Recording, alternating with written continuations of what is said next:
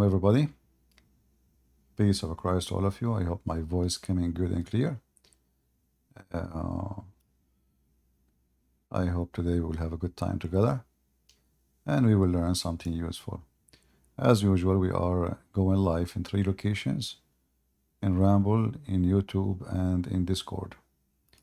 Now, Discord is for the ones who would like to join us in the conversation, which is going to be a Muslim. So if you are a Muslim, you'd like to join us, please feel free.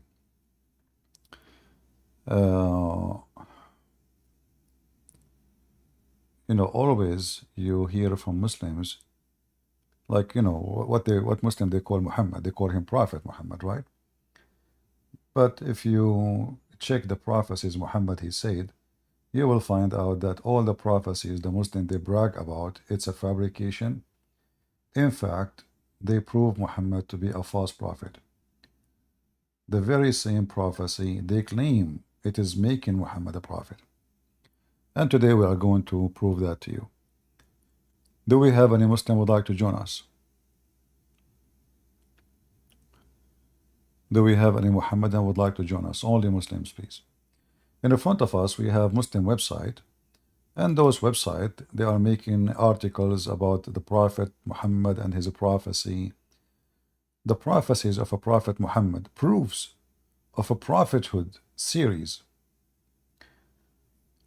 Hilarious and funny and even silly. The prophecies they are talking about will doom Muhammad. The second will examine them.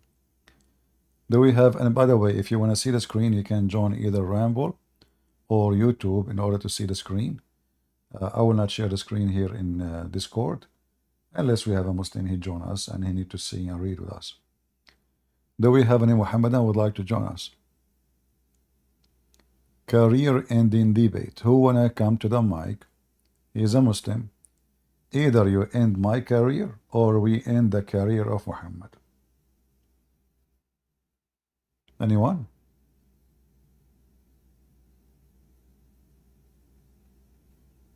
Anyone? Any Muslim would like to debate me? Either you end my career, claiming that I know Islam very well, get me busted, or we will end the career of Muhammad, prove that Muhammad is a false man. Any Muhammadan? If you remember last week, we have a bunch of Muhammadans who join us and miserably they fail. And most of them, they speak Arabic very well. But it doesn't matter how much you claim that you have knowledge. It doesn't matter how much you try to play games with us. We will get you busted. And there is a reason for that. Because you are defending a false man. It's not because you are not smart or I am smarter.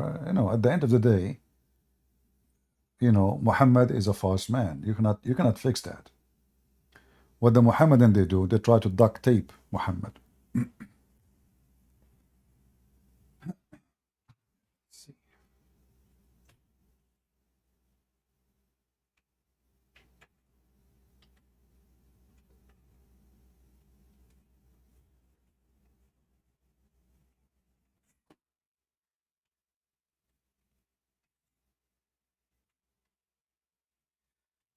Oh, sorry for that. I had to step away from the microphone. That's it. So, if there is any Muhammadan would like to join us in Discord, who is a Muhammadan would like to destroy my claims and prove that Muhammad is a prophet? Muhammad is a prophet like Joseph Smith? No, we cannot say he's the same. I mean, Joseph Smith, even though he's a false prophet, he is way better quality than Muhammad. I mean, we cannot compare.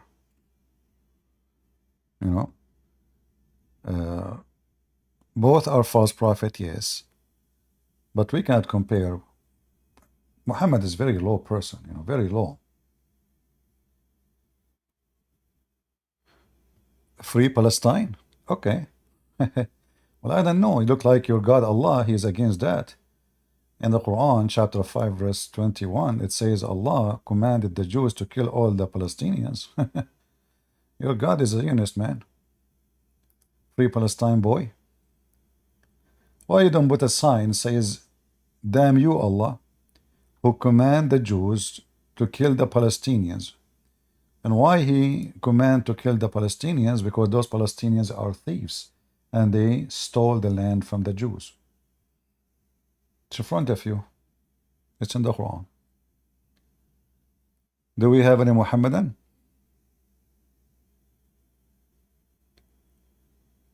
You know, those Muslims and hippies and homosexual and queer. I find it very, very nice that the Hamas is defended by a queer. I mean, that is a very serious army. And that is telling you how desperate the Muhammadan are, to the point they are seeking protection from the queer. Hmm? So now, can we say, may Allah and the queer protect you, brother? Do we have any Muhammadan would like to join us? We are live on air. And as you see, the number of people in YouTube are very small, which is very normal, you know. As I said to you, you know, you guys, if a Muslim, he go live in channel, he will have a couple of thousand people watching. Even if a Christian, he go live, you know, just because they open their camera, you know, they will have way more view than us. People are looking for entertainment. I'm not surprised. I know this fact. It's not new. Any Muhammadan? YouTube is a pro-Islamist? No, it's not about they are being pro-Islamist. YouTube, you know, is a company run by atheists. And atheists, they hate Christianity. And because Islam is evil, so they found Islam very much suitable. Anything is against Christianity, they support. You know, it's like the enemy of my enemy is my friend. That's all. The same as the stupid Netanyahu when he supported Hamas in Syria because they are the enemy of Hezbollah. That's how stupid he is. So, but at the end of the day, both of them, they want to kill you. So YouTube, you know, atheist organization, company, and we know their size. Somebody saying to me, you will die by Muslims. Well, my friend, I am an army person, and I know how coward you are. Death will happen to everybody. Everybody here is dead anyway. But what you cannot prevent, that your prophet Muhammad is dead in the ground, and he is rotten, and his reputation is smelly, so bad, smelly, stinky, and my Lord is alive. So you will die, the same as Muhammad, right? All of us will die. But there's a difference between death and death. Your prophet, he died with shame. And you know, your prophet is very filthy to the point, you know, his reputation is so bad to the point he need people to defend him. You see, nobody can speak negative about Jesus. I do not need to defend Jesus. Like, can you say that Jesus is a child molester like Muhammad? Rapist? Thief? I mean, name one thing your prophet did is not filthy, trashy, low class. Do we have any Muhammadan? Who is a Muhammadan would like to join us? Any brave Muhammadan? We are live in Discord if you like to join us. I want to see a brave Muhammadan who can make a career ending for me. I'm a person who make fun of Muhammad, get him busted, make millions of Muslims see the truth, and tens of thousands of Muslims left Islam because of me. Who is of you, Muhammadan, dare to stand against me? I take your being quiet as a sign or a sign of acceptance of facts, right?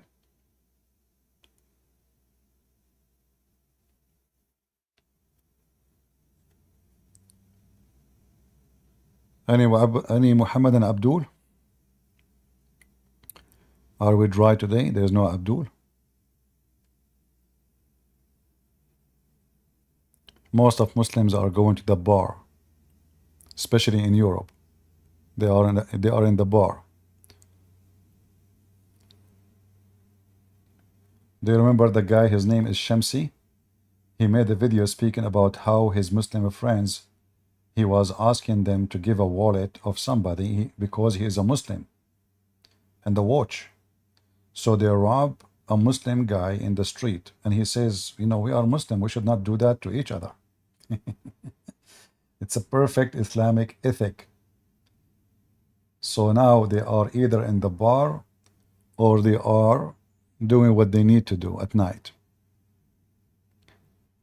Any Muhammadan would like to join us?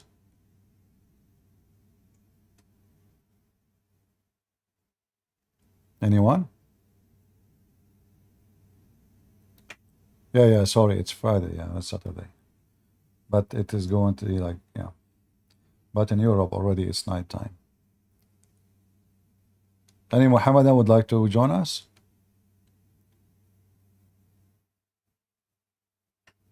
Anyone?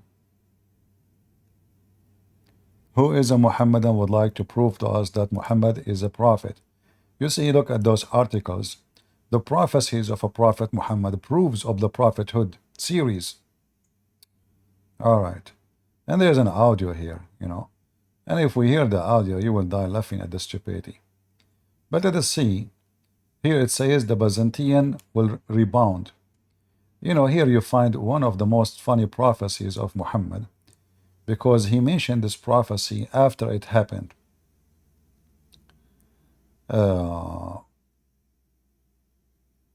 As an example, Muhammad, he said that the Roman, they lost and they will be victorious.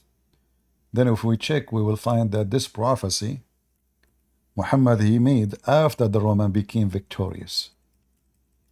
So imagine, I say that Trump, he win election in 2006, but we are in 2024.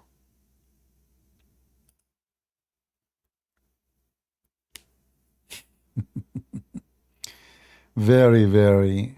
And by the way, you will find that all the prophecies Muhammad they claim. I'm very grateful, by the way, that Muslims they wrote a lot of books about Muhammad, what he said, because this guy, he is a poo-poo machine. He's like Joe, you know, Joe bite me in the White House. This guy, each time he open his mouth, he make a poo-poo. He's a poo-poo machine. You see, Joe, if we wear his sunglasses and he don't talk, he would look like a president. You know, there's no problem with his look. I mean, to convince you that he is a serious man. But the second he start talking, you know, you have no idea what this guy is talking about. Like today is the today, you know, and as you know, like all of us. So like today is a very nice day. All of us like, okay, and I have 5 minutes left to talk. And you know, as you know, like yesterday I was speaking, and the topic of today is very important. And you know, I hope people they will enjoy such an occasion, which you know. Um, and yeah, thank you. The one is there is saying hello, Joe. Yeah, thank you guys for any. There's no more questions. I have to go. This is Joe making a speech. Now, when Muhammad he make a speech, you will die laughing. Who wanna prove me wrong? Any Muhammadan?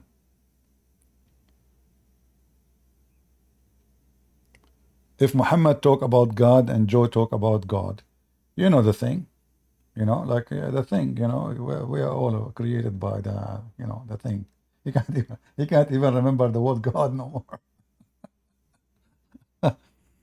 So, do we have any Muhammadan who believe in the thing? Let us see if we have a Muslim. I'm not sure.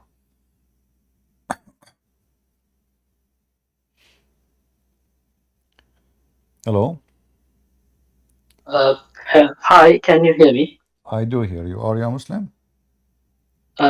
Not really. I'm a Buddhist actually. I'm from Sri Lanka.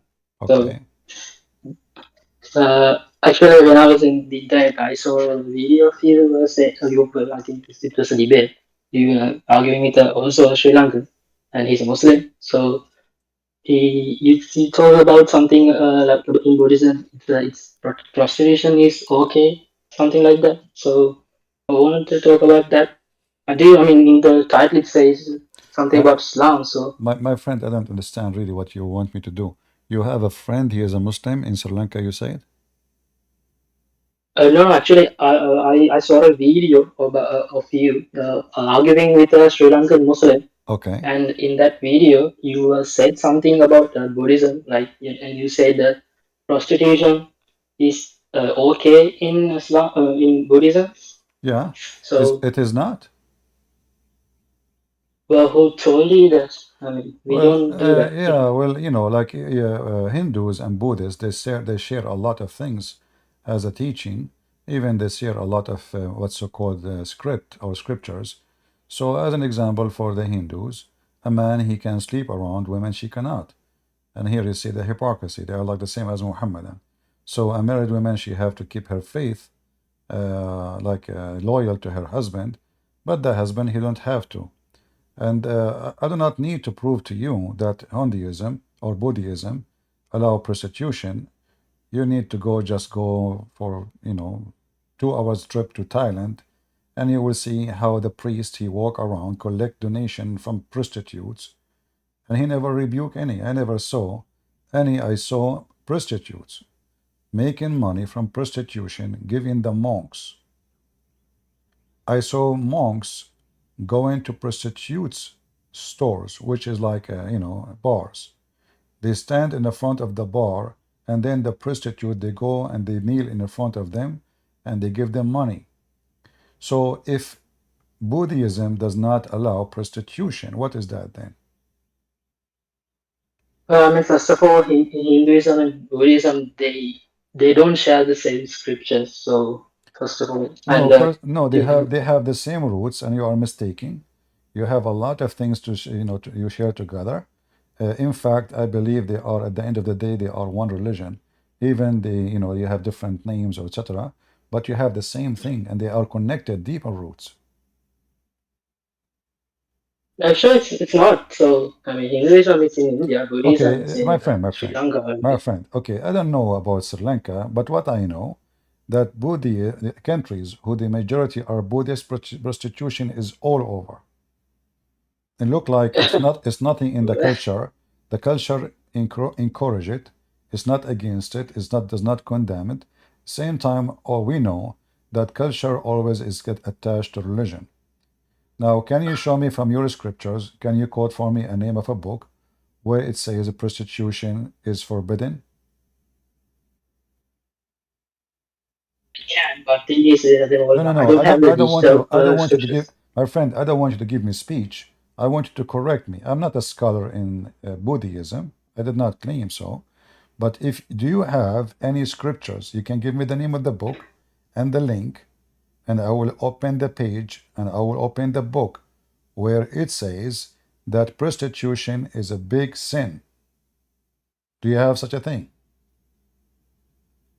I have a book. I mean, we have several actually, but all of them are in Sinhala, and all of them are. I have literal hard copies, so I don't know how to uh, provide you with a You link. have a So book. like, What again, is that a book written by somebody or a book considered as a holy book for you?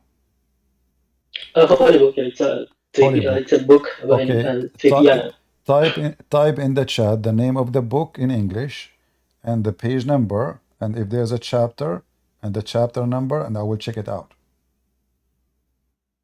Mm, well, thing Because is, I'm at my I door. suspect there is such a thing exist in Buddhism. I don't think so. Well, yeah, I mean, I'm actually in my college right now, so I don't have that book with me. So I can give you like it's called Tripitaka, but the thing My is, the friend, idea is like Tripitaka, so but extreme your works. religion, if you cannot give me, that means you approve it. The absence of the law is no law, which means it's okay. If I say if I never mention that prostitution is forbidden, that means prostitution is okay. People, they do as they wish. So the absence of the law is an approval of the act. So I'm asking you for the last time, do you have a scripture says there is a penalty or a punishment for someone who do prostitution? Yes or no? Yeah, penalty. We have penalties, and I mean, we have sins and we have good This deeds is in not the particular, question. and Do you have, okay, my friend, you are wasting my time. Take care. So as you see, this is why prostitution flourished. Wearing this orange sheet, and he accept to take money from a woman. She make her money from her vagina. He is the whore, not her. So your monks are acting like whore.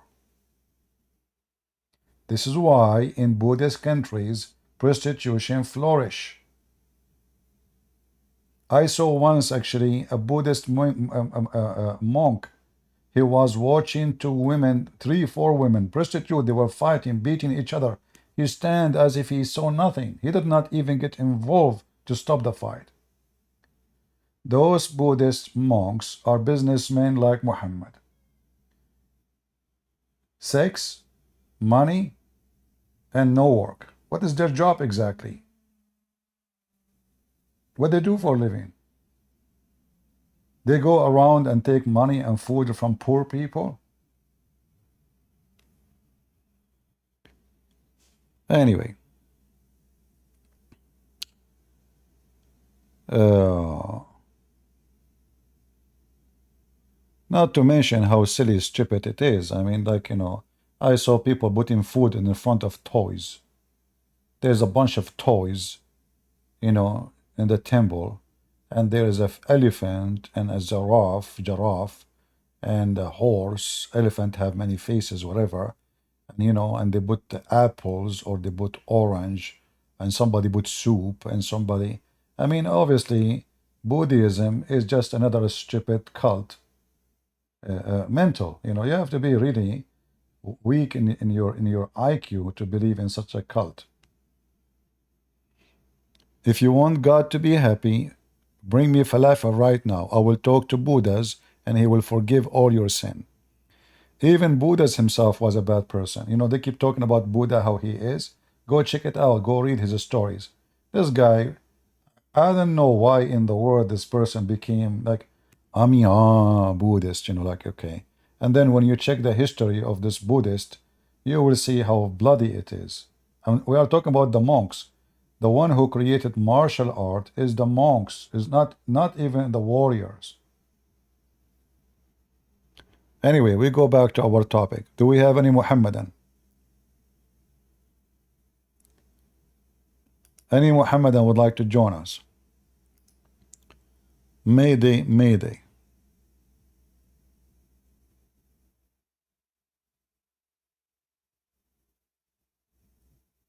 Anyone? Yeah, isn't it funny you see people giving food to toys? What the heck? Give it to someone who's poor. You have extra food. Toys don't eat food. What will happen? And the flies all over the place. I mean, I mean, your God is there. You put the food there, the flies will come.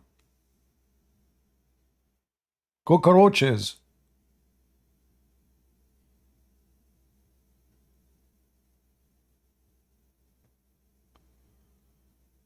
Do we have any Muhammadan?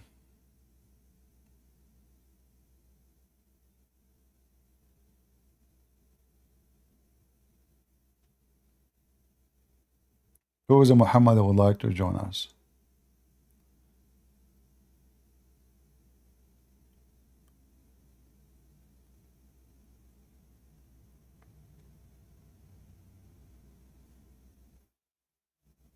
No Muhammadan? We got excited. We thought a Muhammadan would join us. It turned to be he is a Buddhist.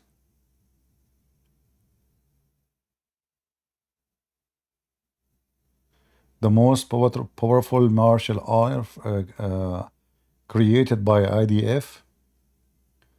I don't know, my friend. Martial art, it have a time, but today who care about your martial art? A little kid with a little gun can take you down even if you are a giant. The days of martial art is a potato. It's gone. Oh, Calculator. oh yeah. Well, can you hear me? I hear you. Are you a Muslim? I'm not. I'm an ex-Muslim though. All right. Since But why you left Islam, my friend? What's wrong?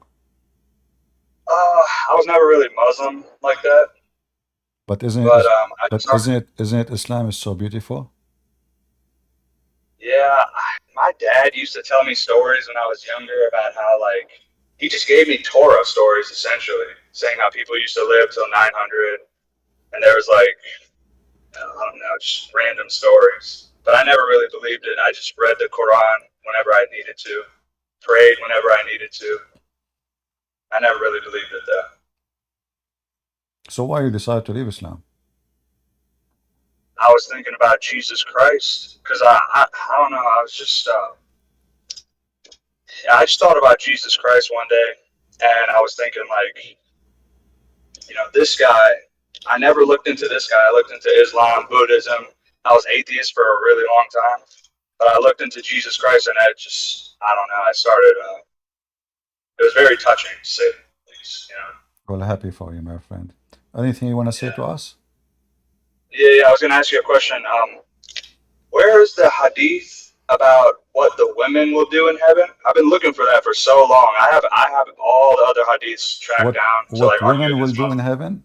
Well, there's tons. I Yeah, mean, there's endless numbers. So if you want like reference, you can get my book, Sex and Allah. It's two books, and there's endless. This is the whole topic is about women and men, what they will do in heaven.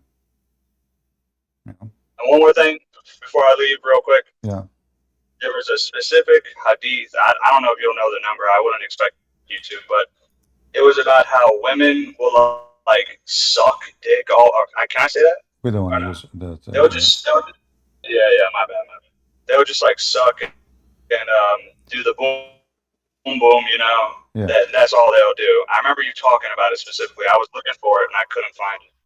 The hadith doesn't mention details in description. You mention it, but there is this is what the women are in heaven to do for to their job is to satisfy the man sexually and whatever that mean. However, Yeah, I think you are referring for a video was mentioned by a sheikh. He was explaining a hadith about what the Virgin will do to you when you go to heaven. They will start sucking you. They will be fighting over sucking. Yeah. So yeah, actually, maybe I can give you the link. okay.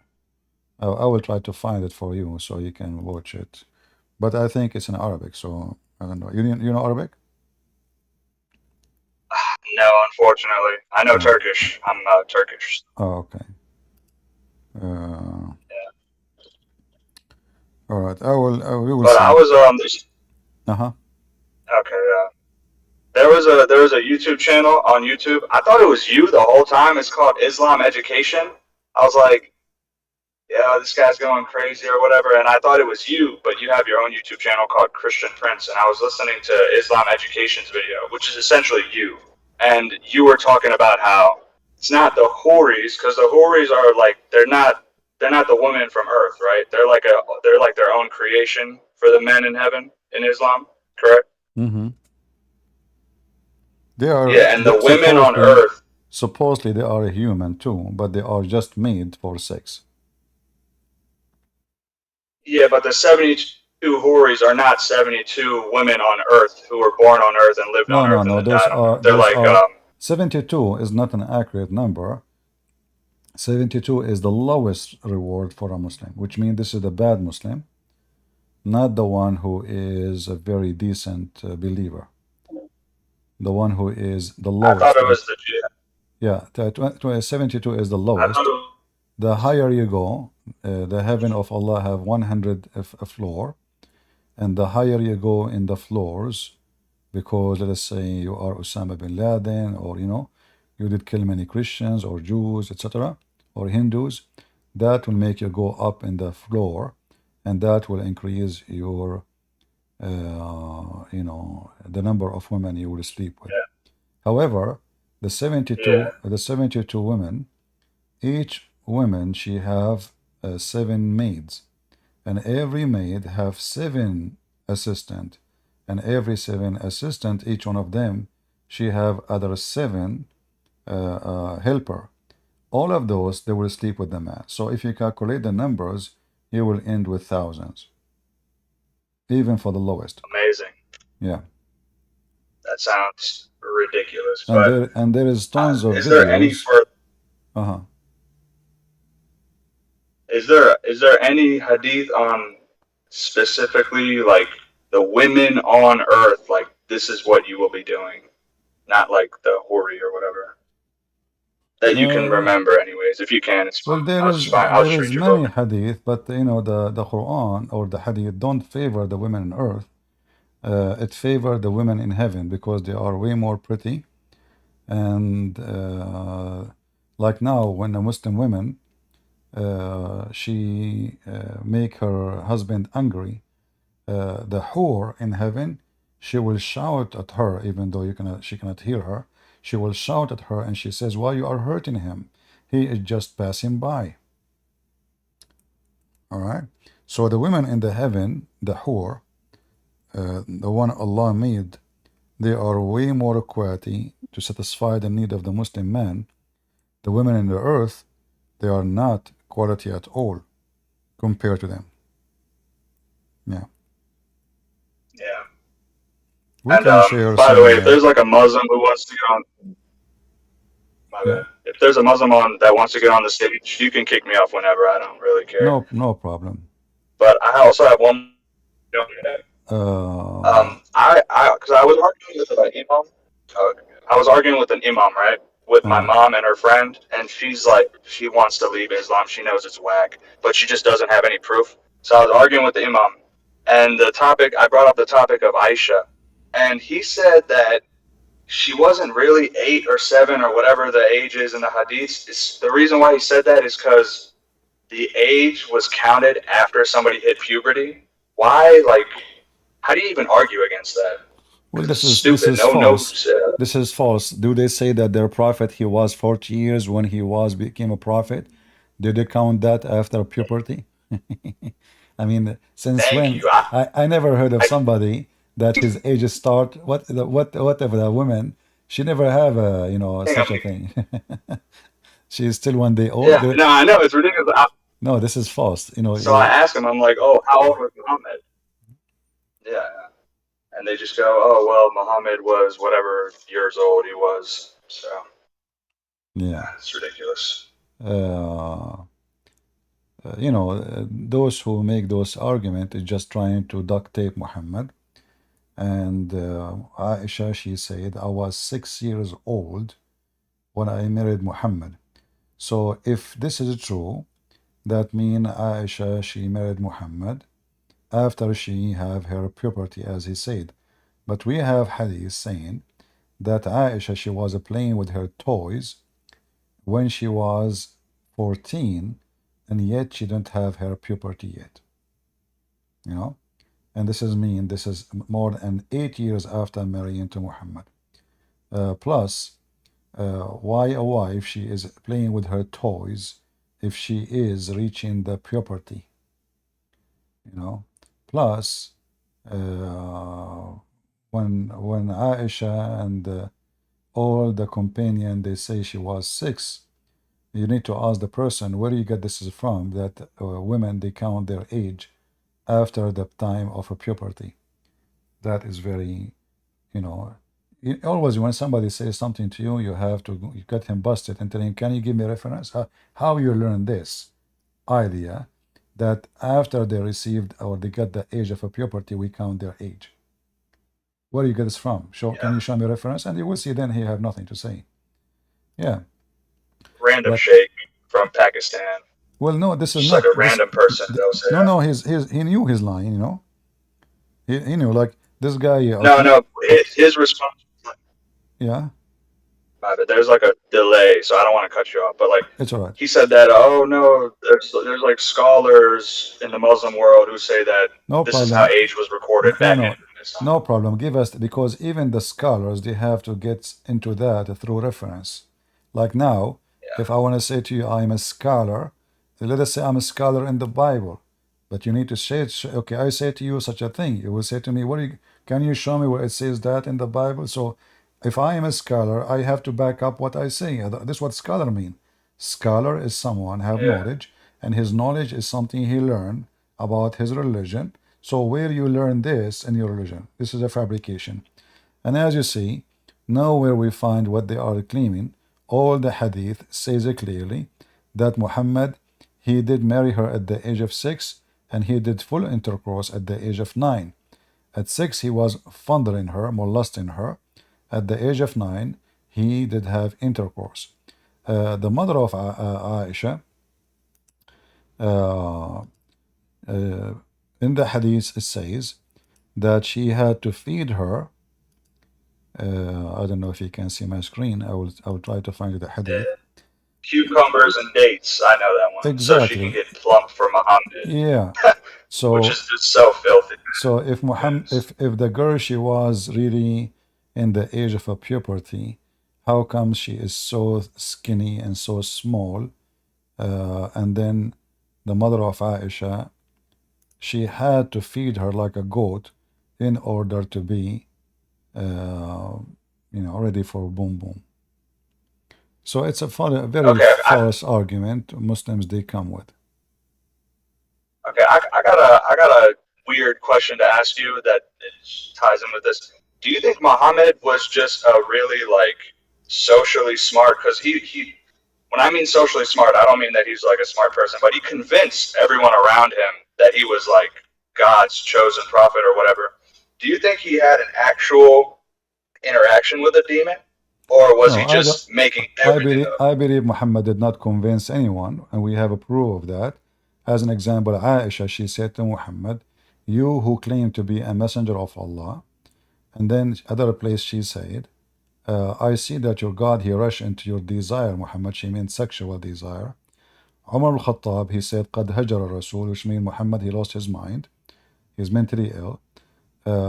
And he was commanding Muhammad to do things. And we know we have reference from Muslims themselves saying that only 70 people, most of them, they are his slaves. They believe in Muhammad, which means the white men and their slaves. The slaves, they don't count because they force them. They follow always the religion of the master. So they don't have their own choice. So Muhammad, he spent long time. He could not convince even 70, and most of them, they are even slaves who have no choice to believe or not.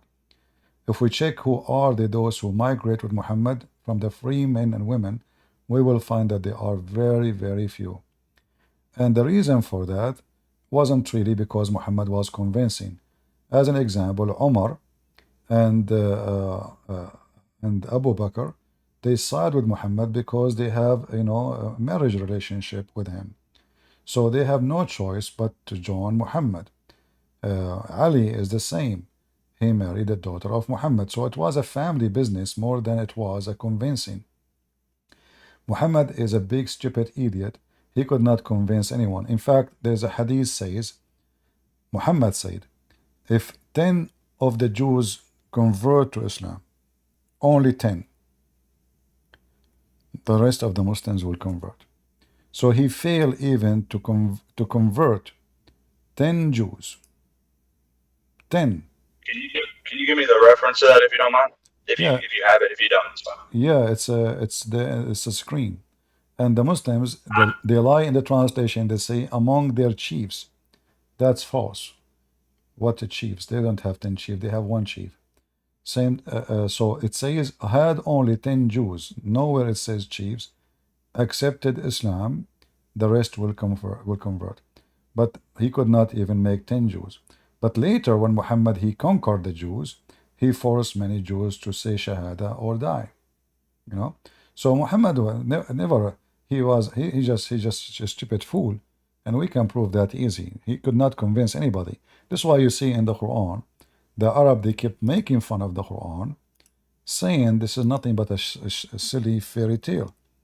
So if Muhammad was convincing and the Quran was amazing as the Muslim they claim, all those verses is the Arab making fun of the Quran. So he could not convince them by the word of God. How he can convince them by the word of him? Right. Yeah. We have a, Do you, a session. Are you a Muslim session? Session. Are you a Muslim?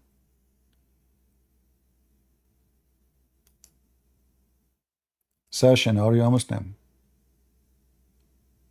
I don't know. He muted himself. We hope he will be back. So yeah. So as I say, Muhammad he could not convince anybody, and the Arab. You know, this is one of the funny things. The Muslim they lie. They say that the Quran was amazing. Well, if it was amazing, why the Arab in the time of Muhammad they laugh at it? All those verses, you can yeah. check them one by one.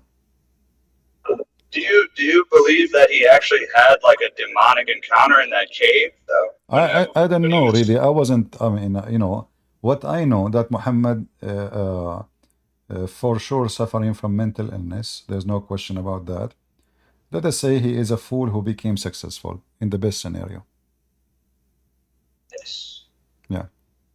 I And believe he was successful though with what he no, wanted to do. he was successful to spread his people to believe in him at the end of the day. But Yeah. he was not successful in his lifetime because simply he died horribly. People hated him. He forced people to convert to Islam, and you can imagine how many people were cursing him every day in their heart, even though they don't dare to say it by their mouth because he is a very filthy man. So, like the same as I say, well, a terrorist, he is successful to kill, but he is not successful to make people love him. And because I argue with Muslims, and some of the proofs that they give me that the Quran is like a miracle or whatever, they bring up scientific proofs that the Quran predicted that the Big Bang essentially, and that Earth has like a rotation, or that everything rotates around back in like 632.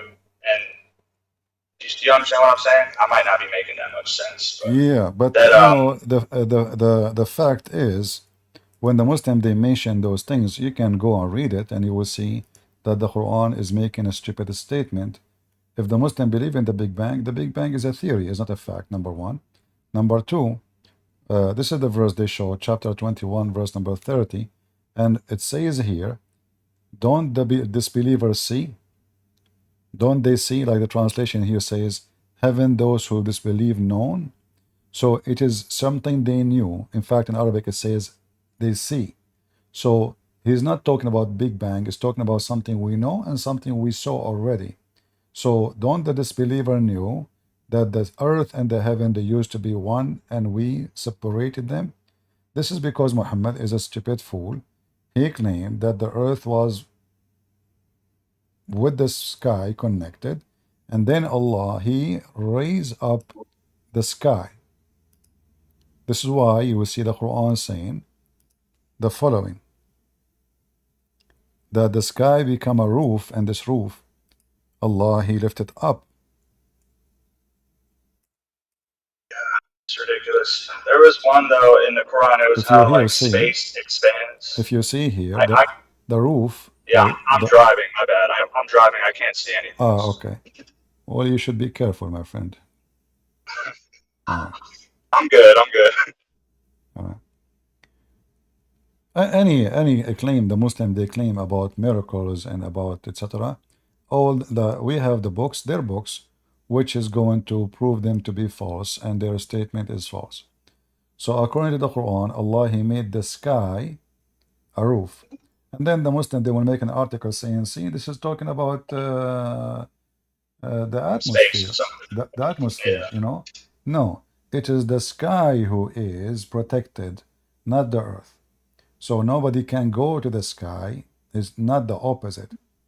So as an example, the Quran make it clear that nobody can go uh, up to Yeah, the I know that sky. yeah, they can't leave Earth's atmosphere, and if they try to, Allah will like burn them or something, right? Exactly. Allah will shoot them, you know. And this Yeah, is but again, I was watching that video of the argument you had with somebody about that verse. In that verse, it does say if Allah allows them. So their excuse will be like, "Oh, no, Allah no, allowed us. no, That's why we no, left the no, atmosphere." no, no. It doesn't say that. The verse is speaking about you cannot go without authority. And the verse Yeah, is so yes, clear, he is challenging them. It's so clear. Allah is challenging them. It says you have no power. And if you try, because how we know that he is challenging them and they cannot, he will shoot them in the verse after it. Right? yeah, yeah.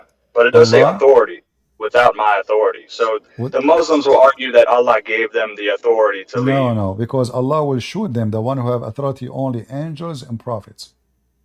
Ah, okay, that's Yeah. what it says in there. And the verse is so clear. You cannot go without my approval, and try, and you will see I will send against you both heat and fire and brass. So the verse is so clear that if you try, and you will not escape. It's so clear, and you will not escape. But Muhammad, he never thought that time will come, and a human being will be able to go to the space. There's another thing involving space. It was saying that like during the end times, the moon and the sun will collapse into one another. That just doesn't make any sense, even if it was true, because it wouldn't do anything. It's not about what makes sense or what makes sense, because if God decide to do so, that will happen. Why not?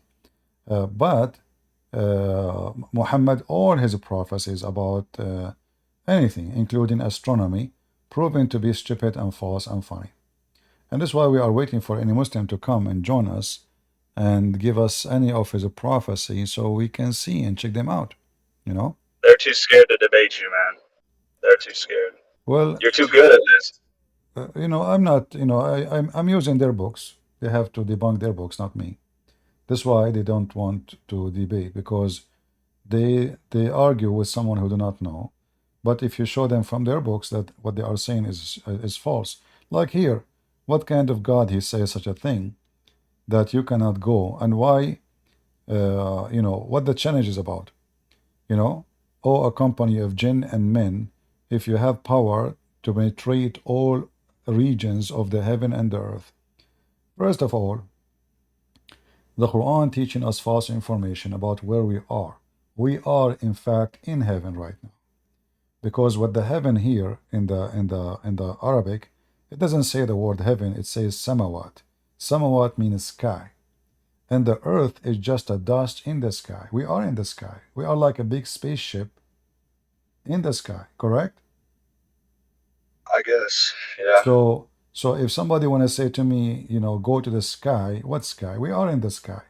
So if Allah is speaking of science, his science is funny and silly. And then when the Quran says that the sky became a roof, protected roof, and nobody can pass into that roof, uh, and then we find in the same stupid Quran that genies, they even steal information and spy at Allah. How you made it clear that if somebody try to to go to the heaven, uh, you will shoot him, and then we will find that there is genies or shaitan. They go to heaven and they steal information, and they hear the command of Allah and they tell it to the fortune teller. So Muhammad here is trying to fabricate another story, claiming that fortune teller, they have a true information, and how they get it? They got it from a genie shaitan who go to the space, he spy at Allah, he read Allah giving command for the future, he listen to it, he come back to the fortune teller, he tell him what will happen tomorrow, and this is how the fortune teller they knew what will happen to you. But all of us, we know that fortune teller, they are not fortunate unless there is a fool coming and pay them some money. You know? Or Satan. I honestly believe that there's some demonic thing happened to this guy. Seriously. Yeah, no problem. But I'm talking about fortune teller. Like Yeah. I saw them in many countries. They make good business. But a fortune teller, if he really can tell the fortune, the future, I mean, go and buy a lotto ticket. You will get rich tomorrow. As long you know the future, you do not need to sit in a place and they give you $2 to tell them read their hand. Just go buy the Yeah. ticket. You know what will happen tomorrow. Buy the number you like and get rich, and that's it. Buy the ticket every day. You know. So fortune teller, they are not really fortune teller unless there is a stupid person who is looking for someone to scam him, and those people exist everywhere. Yeah. And I have one more question. That because every time I argue with a Muslim, they're like, the Bible is corrupt and the Torah is corrupt. What I'm confused with is what Injil or Bible or Torah was Muhammad holding and praying to? Well, They can't this answer that. this section have many options this is actually, I call it self-defeat, because when the Muslim they say the Torah and the Injil is corrupted, in fact he is throwing rocks at his God, because the Quran claims that Allah is the one who sent down the Torah. Then, Yeah. if Allah is the one who sent the Torah, it is the duty of who to protect the book of God? It's God. So what the Yeah. Muslim they are saying to us that they have a God, his name is Allah. He sent books, but he could not protect it. So how in the world that is something against me? This is against you, because you just told me that your God he sent 124,000 messenger. Each one of them have a book, and then Allah he was able to rescue one book. And then we check the Quran, we will find that thousands of verses are missing. In fact, the thumbnail of my videos in YouTube and Ramble is about a Muslim sheikh. He is making fun of the Quran they have today, and he is saying the Quran we have is incomplete. And what we have inside, most of it is garbage, is not really Quran. So if we check the facts, we will find that the Quran, according to Muslims, there is a holes in the narrative, Sunni and Shia. So both of them they agree that the Quran is a fraud. And for me, I don't try to prove the Quran to be corrupted, because that will be silly of me to do so. Because you cannot, there's no point of proving a fraud to be corrupt. I mean, if Muhammad is a fraud, I will say the Quran is corrupt. What does that mean? I mean, the Prophet himself is a fraud. So I don't go in that direction.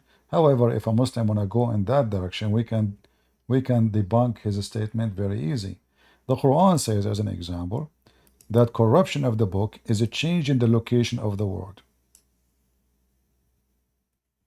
Change in the location. Of the When you said words. it, like, Huh? of the words. Yeah. Like in chapter 4, verse number 46, and chapter 5, verse number 13, and chapter 5, verse number 41, all of them they are saying, it's saying that the corruption is by changing the location of the words. So if you change the location of the words, you are corrupting the book. And if you go and read the story behind it, you will find that a Jew, he put his finger over a verse. He did not change the Torah. He just covered a statement about stoning to death. That was the verse here, speaking about changing the location of verses. But you notice that all the Quran and all the Muslims agree that the Quran, all of it, is nothing but a process of a change in location of verses. As an example, the Muslim they claim that the first chapter Muhammad he received is where the angel told him to read. And that chapter now in the Quran is all the way at the end. It is a chapter 96. So if this is the first chapter Muhammad he received, and he did not give him a chapter, by the way. I mean, those Muslims, they gave them names, they make them chapter, trying to make a book like the Bible. Otherwise, the Quran never have verse number and chapter number. This is always a joke. But It's when not the even in chronological order. no, Like, never exists. There's it no, doesn't there's no, even. there's no verse number and chapter number. This is false. But when they try to make a book, they try to make it look like the Bible, because the Bible is very much organized in details. Yeah. So you can find something in 2 seconds. So the Quran was trying to make a copy like the Bible, But even that failed because look, this is a chapter 96. According to Muslim, this is chapter number 1. Who is the one who gave you the authority to change the location of the words of Allah? If Allah gave it to you as a first chapter, then it should be in page number 1 in the Chapter Quran. 1. Exactly. Ah, I see. I see. I Yeah. see. But as you see, it's chapter number 96. So all those things, and even the story here, if you read it, you will see how silly and how stupid. Like suddenly, a man he came to Muhammad. He said to him, "Read." Muslim they say Muhammad did not know how to read. So what the point of this stupid conversation? What we learn from it? Did Allah make Muhammad able to read as a miracle? Like they say, He said to him, "Read." Muhammad did not know how to read. Allah told him, "Read." So Muhammad ended reading? No, still he cannot Yeah, read. So the whole Allah would know conversation, that he knew. yeah, the whole conversation is stupid. And then it says here, Allah He created the man from a clot, which is stupid because who in the world wanna believe that a human being is created from a clot, dead blood? That is stupid. Yeah, And the second they, mistake, they say that's a leech. Allah He taught everything by the pen, but Muhammad himself did not know how to write, how to read. I mean, how He taught you by the pen? Allah He taught you by the pen, and then the one you are talking to, you do not know how to use the pen, and he do not know how to read. Isn't even his name? So how I it? should have had a resume open for people. No, this is stupid. You I pick mean, the worst guy. if I say to you, I Allah taught by the pen, that's mean Allah is speaking about how He is teaching people. But the prophet he is talking to, he do not know how to use the pen, neither he can read his name.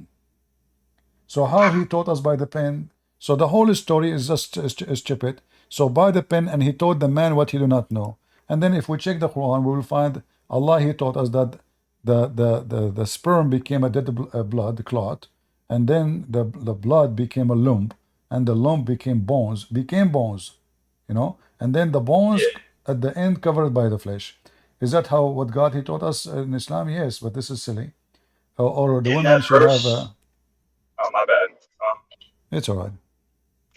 That verse 23:14. When I translate the Arabic from like I use Google Translate, it says leech. I know that's not what it actually means, but can you clarify that? If you Well, can? this is a false translation. Like, they made a conference. They brought a guy from Canada, his name Dr. Morse, and they gave him a good check, and they gave him false translation of the Quran. And then they start spreading what Dr. Morse he said. He says, "I'm amazed that the Quran is speaking about that, like when the egg attached to the womb will become like a leech." But this is a false translation. Nowhere it says like a leech. It says like a clot. And all what you need to do is just to change the translator, and then you will find how the Muslims they lie. We will not use even a Christian translation. Actually, this website does not have any Christian translation. All is Muslim translation. You will see that the translation is so clear, and I will show you the most terrorist translation, Hilali Khan from Pakistan.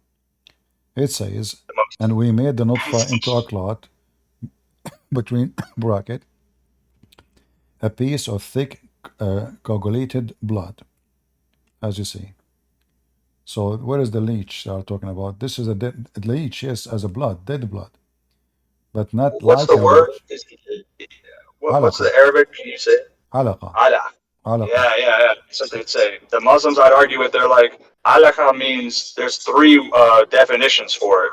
One of them is like blood clot. Another's just like a clot, and then they say the third definition of that word is leech, and they just go with Well, leech every time. we can prove if this is what it's mean or not from the hadith. So I can go right now, and you will see Muhammad again making poo-poo. Dr. Muhammad suddenly, Muhammad became astronomer, doctor. He knows everything. So Muhammad he made it so clear by what he meant by alaqa. First of all, Muhammad he claimed the stages of how the baby is made. And if you read all those stages, you will see proving that Muhammad is a fraud.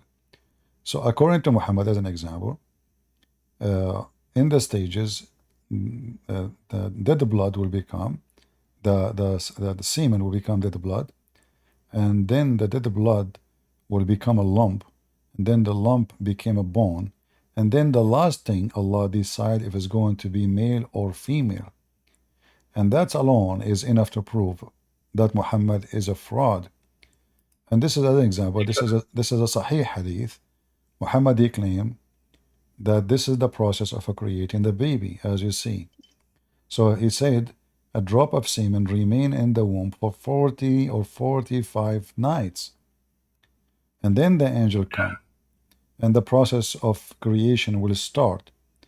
Uh, this is alone again prove Muhammad to be fraud, because semen, we do not need to collect semen. Only one will activate the egg, and no, woman is not collecting semen, and the semen can live maximum of 5 days, not 45 days. And the verse doesn't even mention the egg or it becoming a zygote or anything like that. Yeah, it says It just goes from sperm to the blood. semen, as you see, a drop of discharge, i.e., a semen. O Lord, a clot. O Lord, a piece of a flesh. So, according to Muhammad, the semen itself became a clot. The clot became a piece of a flesh, and then at the end, Allah decide if it's going to be male and female. When in fact, we know by science today that the semen itself will decide right away if the baby will be male or female. It's not the last thing. It is something already determined from the beginning. So all those explaining by Muhammad, proving Muhammad to be a false man. And how do you say this word? Is it mufakafta? How do you say it properly? I think you know what I'm talking about. Which one? Mufakafta or whatever. It's like I don't want to be too vulgar, but before the girl is able to Mufakhada. mufakata. Yeah. Yeah, Where is that written anywhere? Fandal. Yeah, fondle. Yeah. Well, Aisha, she was, in the house of Muhammad. And this word is used many times. Even if Aisha, after she have her period, Muhammad, he used to do that. So the hadith says, as an example. And could you give me the book that it's from and the number just this one time, if you don't mind? Because I want to show people when I'm arguing with them that like this mufakafta thing is actually Aisha, she said, Allah would fondle me while I was fasting, and he had the most control among you of his limb. His limb is talking about his penis. So here you see how funny and how silly it is. This statement here, how somebody is fasting and he is so good in controlling himself. I mean, if you are controlling yourself, you absence from doing it. I mean, it's just a few hours and you can do whatever you want in Islam. So how he is fasting and now he is putting his private part between her legs, and this is during the time of fasting, you know. Could you give me the number or the hadith to that, please? This is Jami' al-Tirmidhi, hadith number 728, and this is Sahih. What was the number again, real quick? 728 at-Tirmidhi. Okay, got it. Thank you. Yeah. All right, my friend. Thank you for joining us. Maybe we can get another Muslim. He's an ex-Muslim. Yeah. Thank you for joining us. I just got this school too. Hey, thank you, man. You're doing God's work. Truly, you're blessed, man. Thank you. You're a good guy. Thank you. And I don't know how to leave the state. Oh, there it is. Okay. Take it easy, Christian Prince. God bless you, man. Take care. You're a beautiful soul. Peace. Bye bye. Love you. Hello. Yes, Scope. My friend, she is a Muslim. She will come in about like an hour maybe when her parents go to sleep because she's scared actually that they will hear her talking to you. Well, I just want to say she's not like knowledgeable about Islam, so like don't debate with her about it. She just want to ask question about the Bible and such things. So when she come, like I will raise my hand as well, so I'll tell you that this is her and stuff like that. Well, I don't know if we will be here for another hour, but I hope before before we leave, she will show up. We will see. Thank you. Okay, thank you. All right. Do we have any Muhammadan would like to join us? You know, by the way, Muslims, when your prophet he said that semen stay in the womb for 45 days, I think he was talking about my semen. Yeah, because you know what happened? I will tell you where this is coming from. Even this word is coming from because of me. So I was in the sea, you know, and I used to do fishing, so they call me seaman. That was me, and I was in my mother womb for more than 45 days. I assure you. I mean, 45 days, Muhammadan, the semen stay there. Isn't it obvious that your prophet is a potato? You can go right now and check, and you will find that semen can live maximum of 5 days, maximum. So what, Muhammad? He have only 40 days mistake. Not a big deal. Okay, Sashin, go ahead.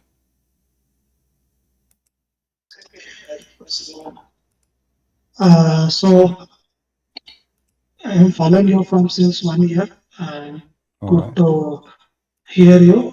So many debates I heard through your YouTube channel. It's really good. So I had a few questions. Recently, I completed reading the Gospels, the Mark, Luke, Are you a Matthew. Muslim? No, I'm not. I'm Christian. All right. But you know, Yeah. I So have for some reason difficulty to understand what you are saying. If you try to speak more clear, you know, I have accent, you yeah, have accent, so you know we have to be careful. Go ahead. What do you want to say to me? yeah. So I have recently completed reading the Gospel. So the Mark, Luke, New Testament, I would say. The Old Testament has recently started, so I have few doubts in the Old Testament. In the Old Testament, we had this violence of My friend, circumcision. my friend, I don't understand you. Sorry. I apologize. I have really difficult, hard time to understand you. All right. Is it audio not clear, or I mean, my accent? I'm I not don't able to think get it's it. your fault. I think I am not able to understand your accent. It's too difficult for me. It's not about Oh, you. is it? It's about me. Anyway, our program here is about Islam. I don't want to change it to be talking about the Bible, but I don't mind if somebody asks me a question. Uh, however, we prefer to keep our topic in what we are here for. There's many channels, there's many places. If you have a question about the Bible, you can search. There's many interpretation. They can help you. Here, I would like to do what nobody can do. My specialty is Islam. The Yeah, Bible, all right. Yeah. The Bible explanation. There's many Christians. Maybe they can even do better job, even that me, for many reasons. First, English is not my language, and Okay. the Bible is a very deep topic, and you need Mm-hmm. really to be equipped with the language you want to explain it with. The Bible Okay. is not the same as the Quran, silly, stupid books. Uh, Yeah, I know. so it is like when you read about as an example, Jesus speaking on the Mount of Olive. Uh, it's not, you know, it's not just a statement. I can read it for you, and you can read it better than me in English. But in order to live it, uh, you know, you can do way better by having the skill of the language. Like when Jesus says, "Love your enemy," it's just you know, a few words. It's not much, you know. Love your enemy, but that word alone, Yeah. that sentence alone, I can make a book about it. And if I have the good skills of language, whatever language I will speak, I can make a lot of beautiful speeches about Mm-hmm. one sentence of Jesus because it touched Yeah. everything we need in our life. It solved many Mm-hmm. problems for our life. You know, one verse can make us live better. Can we make even can involve our economy? Because you know, every country. I am assuming you are from India, right? Yes. India is a poor country, generally speaking. Yet, but they have to spend billions of dollars for military. But India need more schools, more you know jobs, more accommodation, more universities, more hospitals. But we have necessity of defending ourselves. So what we do, we have no choice but to spend a lot of money. But if the whole world practice one sentence of a Christ, Love your enemy, there's no enemy left. And security Yeah. is not an issue. All of us, number one issue for us in life is security. Securing your window, securing your door, securing your health insurance, securing your income, securing. One sentence of Jesus can make this earth heaven if we practice it. So this is how different between the teaching of Christ and the teaching of the stupid Muhammad. Muhammad was busy making stupid stories, like the lizard is talking, and the lizard he was blowing wind at Abraham, and the enemy of Allah is the lizard because he was trying to kill Abraham, and the frog we should not kill the frog because the frog when he speak he worship Allah. All those stupid things Muhammad was busy with, while Jesus was teaching us what we need to succeed and live a better life. Muhammad was busy telling us stupid fiction stories. It doesn't even fit with the brain of a kid. He is 5 years old. This Yep. is why the Bible need really a good skills in language. And I'm not saying I can't explain the Bible, absolutely not. But I wish I speak a better language because I feel always that I did not give the Word of God its value Mm-hmm. because of my Okay. disability, not because the disability of the Word of God. Yeah. No, no. I have a basic question. Is in the Old Testament we have, I mean, violence kind of tooth for tooth. Yeah, I mean, they used to sacrifice the lamb. In the New Testament, I mean, in the modern now currently we don't follow that. Is it any specific reason? Why do we do Well, that? the very simple reason that the sacrifice people they do, supposedly it's about, our sin. So your sin, Mm, you do like when Abraham himself, he, mm, he was going to sacrifice his son because yeah. simply he knew if he refused, that will be a big sin in the eye of God to disobey. But God don't want Abraham to sacrifice his son really, and he was just seeing how far Abraham can go with obedience to God. Like, what if I ask him to kill his son? Is he willing to do it? Abraham, he was willing to go all the way to the end in order, and his son obeyed too. So the son and the father both they were obedience. The son he did not say no, God you cannot, Father you cannot kill me. The son and the father both they agree, they have no problem with it, obedient to God. So sacrifice is a very important word in the Old Testament and the New Testament. In Christianity, Mhm. it have the same meaning as the meaning of Abraham sacrificing his son. But the difference is that if you read the story on Abraham, that God he sent a ram, and that ram was Yeah. sacrificed instead of Isaac. Isaac. So Yeah.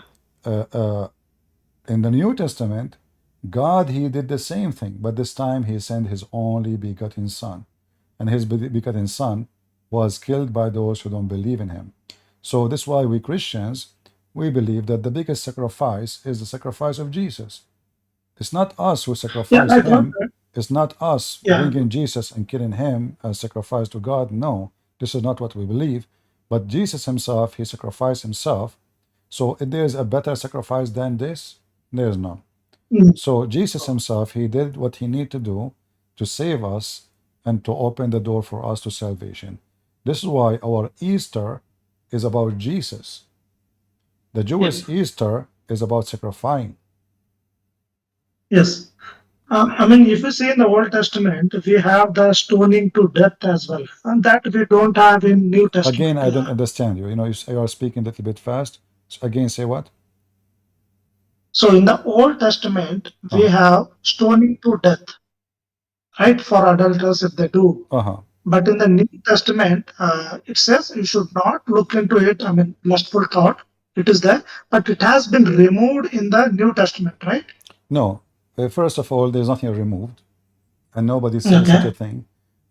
What Hmm. all what Jesus did, Jesus said, I came to fulfill, not to destroy. So the law in the Old Testament, it's not destroyed. But, remember, the law of the Old Testament, it was for a country. Their king is a prophet. So they were practicing the command of God, and the whole country is under religious command. It's not a civil command. The prophet himself is the king. The prophet himself is the judge. The prophet himself is the ruler. And the prophet himself, he is going by the command of God.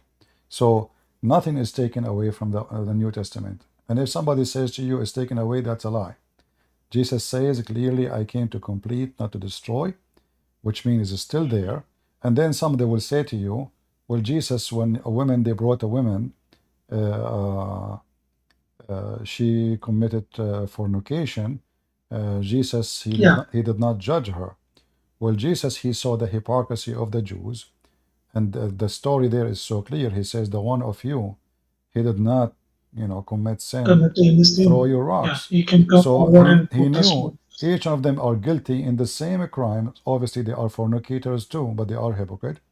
So in a society of fornicators, you cannot, Mm-hmm. you are not qualified to judge the fornicator because you are a fornicator too. Yeah. So Jesus did not say to her, you can fornicate. Jesus said to her, I don't judge you, for God, he can forgive. And he said to her, go and sin no more. He didn't say, fornicate and don't worry about it. Nobody will judge you. I don't judge you. Yes. Go and sin no more. Same time, the story there's something missing in the story. They brought a woman. Where is the guy? Have you ever heard of a woman she fornicate by herself? No way. So they are going No. after the weak person. Maybe the man, he is a rich man. Maybe he is a powerful man. So in society, which is not just, they go always after the poor person. Like in the Middle East, Yeah. if you kill a human being and you are rich, the police, they put the case against unknown, just pay them some money. You pay the Mm-hmm. money to the family, they drop their charges. The rich man always get away with it. If a woman, Yep. she is from a big family and she is rich, and she is a whore, literally she fornicate with everybody. Nobody speak about her. But if a woman, she is poor, everybody will show her name in their mouth, and they will make fun of her, and they will spit at her. So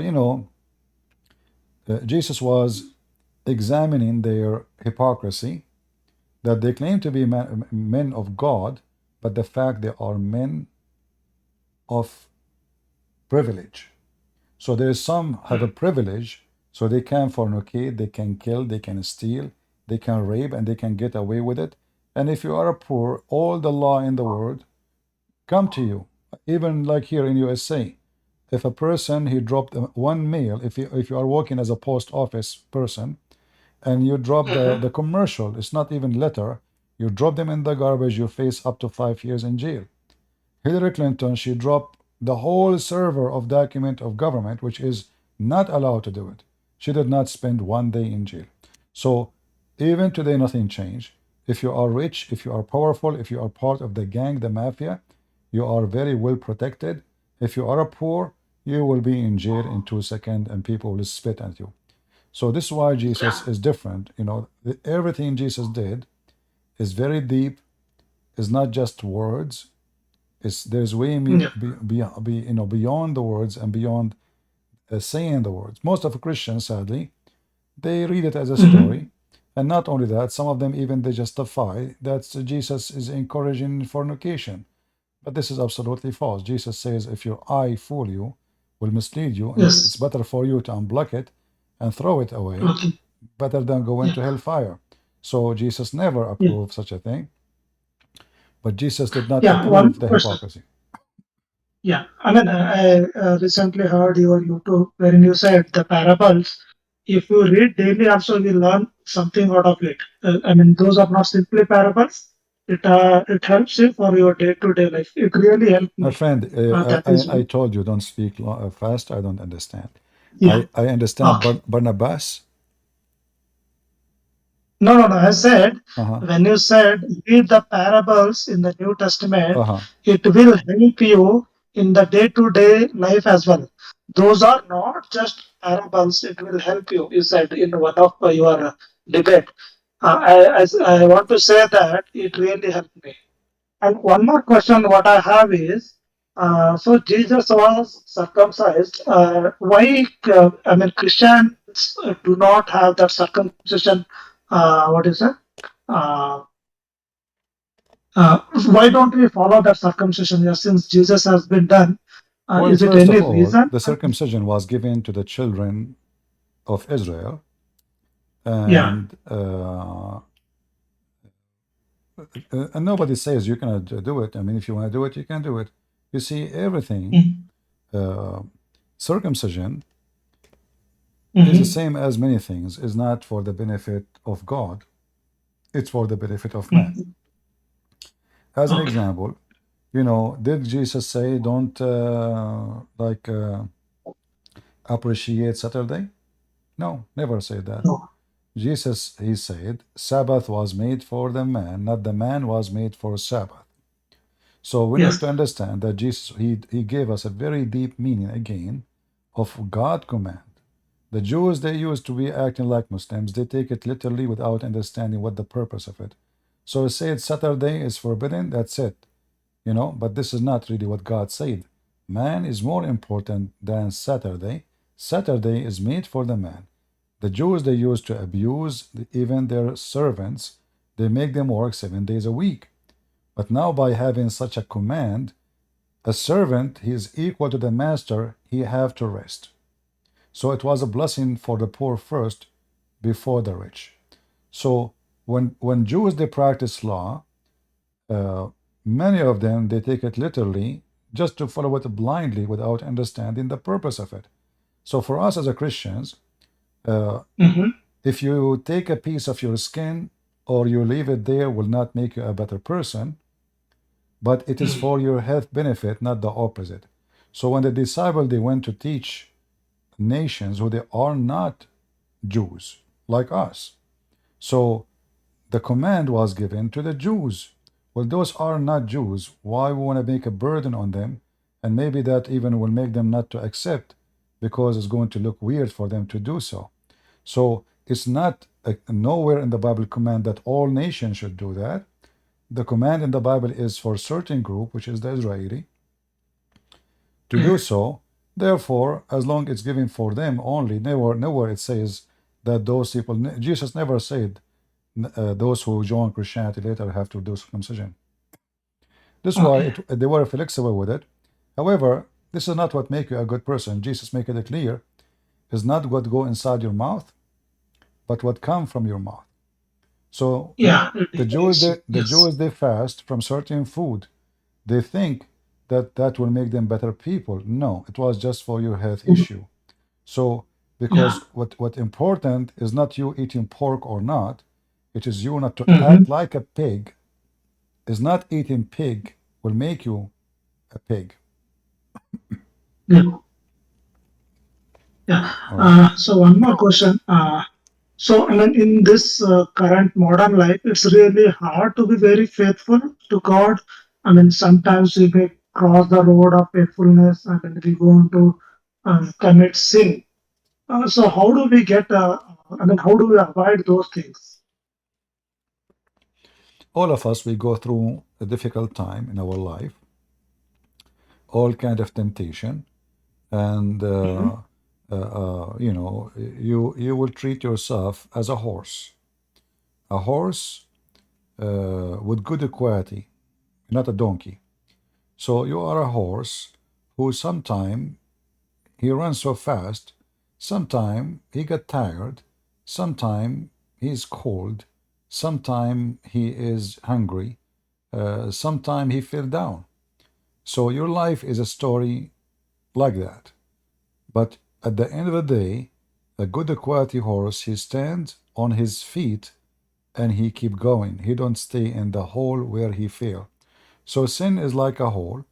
Either you enjoy it, and that will make you a cockroach who enjoy the sink you are in, or You are a horse who fell down once, and then you refuse to stay there, and you continue. Uh, and time, I believe time can make a human being a Mm-hmm. better quality if he work in himself. Like, when we are younger, we are more into, uh, you know, uh, life temptation, parties, music, Mm-hmm. dancing, women, men, whatever, like it depends on your gender. Uh, but if life could not teach you that all those things, they are not really a true joy, then you learn nothing in your life and you will be doomed. So a wise person is the one who focus in the joy which God gave us, and it's a true joy, not the fake one. If you go and if you date a woman and you sleep with her once, twice, three times, five times, seven times, then you take, you leave her, you go to different women, then third woman, then fifth woman, then seven women. A person like that, he will never know what the word love mean. And a woman like that, she will never know what love mean, because simply they don't have love; they have lost. So Yeah. when you go and you drown with your lost, you are drowned. That's it. You stink, and you cannot even know what joy in life is. So you choose in your life, and who said that most of people will go to heaven? This is not the case. The Bible is so clear Yes. that the majority of mankind, men and women, they will go to hell because lust is more attractive. If I go right now, we are going to go. Who wanna go help me and cut the grass for this old woman? She is 80 years old. She cannot cut her grass. And I say the same. Who wanna go with me party for free to drink wine? I'm sure I will collect thousands of people to drink wine for free or to go party, but I might get maybe one or maybe zero to cut the grass of an old woman. So we know what is more attractive. However, this is not important. It's not important Mm-hmm. really how many people will be saved. It's not important. Yeah. And I will tell you why. Uh, what if my parents, they don't believe in God? I will not even care to cry for them. Why? Because everyone he have to pay fair payment Yeah. for his crime. So if you seek fairness, then the one who made a Mm-hmm. crime against God, it doesn't matter if he is your son, your daughter, your wife, your mother, your dad, they deserve the payment. So if somebody Mm-hmm. deserves to go to hell, I will never cry for that person. Well, he deserved to go to hell. He did ask for it and he got what he asked for. So it doesn't matter really how many. What its matter is saving yourself. And how you save Yeah. yourself is not by in Christianity, is not just by being obedience to God, is by Mm-hmm. let us say uh, spreading the obedience, because it is going to be very hard for you to be obedience when everyone around you is a disobedient. So it is Yeah. very important for us to create an atmosphere around us as a Christians where we can be a Mm-hmm. society of obedience, so we can enjoy Mm-hmm. it and we can have a safe trip with the Lord until they come and we will meet him. Yeah. Yeah. Thank you, CP. I would connect you sooner. So I would have questions on Bible. Surely I completed Quran as because of you only. I went through your book, that Allah Sense, that book. So I read it. It was really good. But yeah, few things. The format of writing I didn't like, but it was useful. So the few links you have mentioned, those are not opening. Uh, but yeah, it was good. All right. Thanks for that. All right. Thank you very much. God bless. Yeah, thank you. God bless you too. HR, are you a Muslim? Yes, CP, how are you doing? I'm Can fine. you hear me? Yeah, I hear you. Go ahead. What do you Very think nice. about our topic? Is Muhammad really a prophet?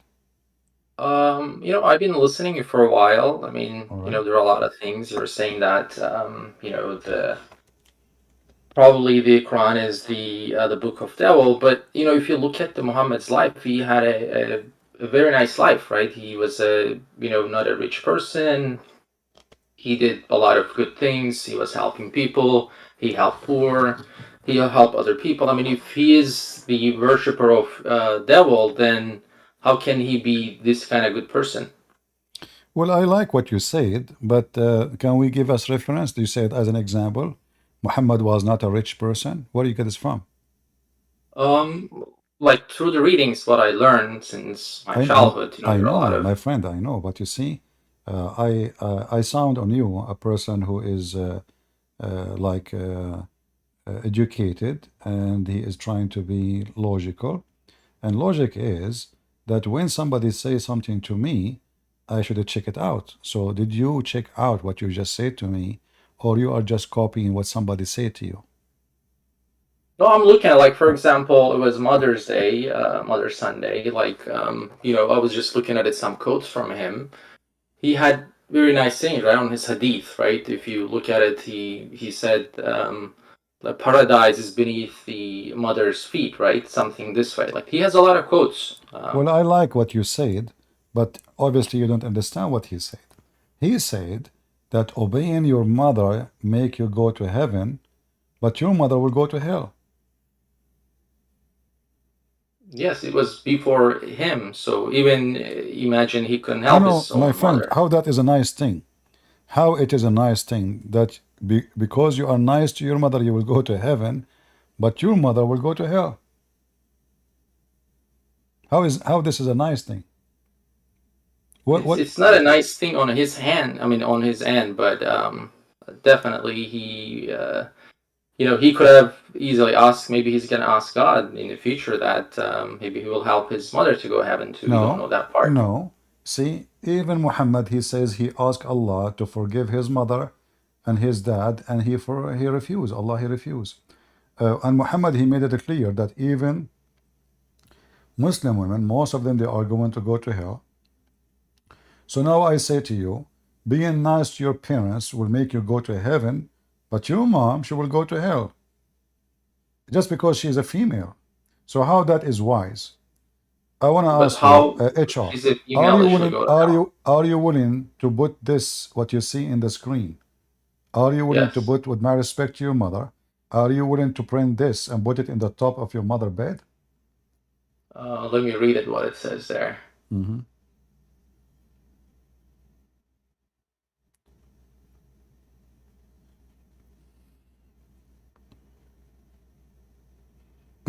This is some kind of hadith there, or was it the woman Yeah, that it's a went to? hadith. Muhammad he saw a woman coming by. Mm-hmm. He keep looking at her butt until he got horny because he's a nice guy. And then he went to his wife. He forced her into sex, even though she was busy doing leather tanning, which make her sweat and smell, and you can imagine. And he forced her into a sexual intercourse. And then he came back, and now he's accusing the woman that she is evil. She is the devil. She come as a devil, she leave as a devil. So the nice prophet, if Muhammad is a nice man, first of all, is it nice of you, and you are a prophet of God, to keep looking at the women walking by until you get so horny? Is that right? That's nice, of course. Okay, but you told me Muhammad, look, if you look at his life, guys, when HR, when he said, if you look at his life, did you say that, right? If you look at his life. Yes, Okay, he has this, a lot of good deeds, right? He helped the poor. my friend, what He, poor? Okay, my friend, what poor? Muhammad, he did not help anybody. First of all, in order for Muhammad to create a community, he have to work a community system. And community system is, well, whoever believe in me now, I'm their leader. I have to take care of them. So now we go and attack the Christian and the Jews. We steal their money, and then we give little share to the poor. But the biggest share come to my pocket. And this is why I say to you, you said that the prophet was poor. How he was poor, and his daughter Fatima, she inherited a town from him, a town, the whole town with the people. do you have some reference for that one, like a hadith or Yeah, something? sure, and this is why actually the whole war between Fatima and Abu Bakr and etc. It was about money more than religion. So when Fatima, when Muhammad he died, Fatima, the caliphate, they stole her money, which is not her money, it's a theft anyway. So if we go, let me see.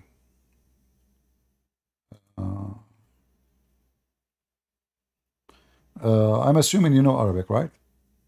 Oh no, I don't know Arabic. Ah, okay. Let's see. So I'm Turkish, so I don't know Arabic. All right.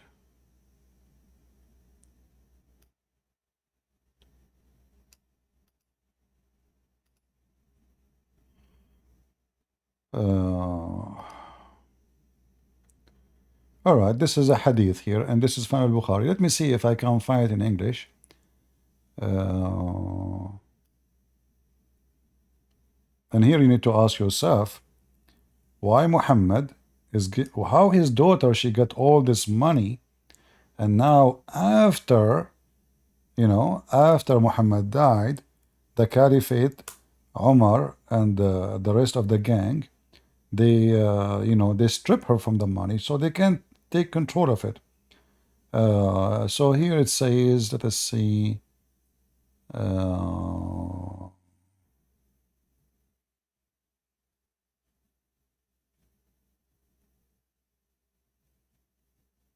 I'm trying to find the hadith, Sahih Bukhari. Let's see here, tree.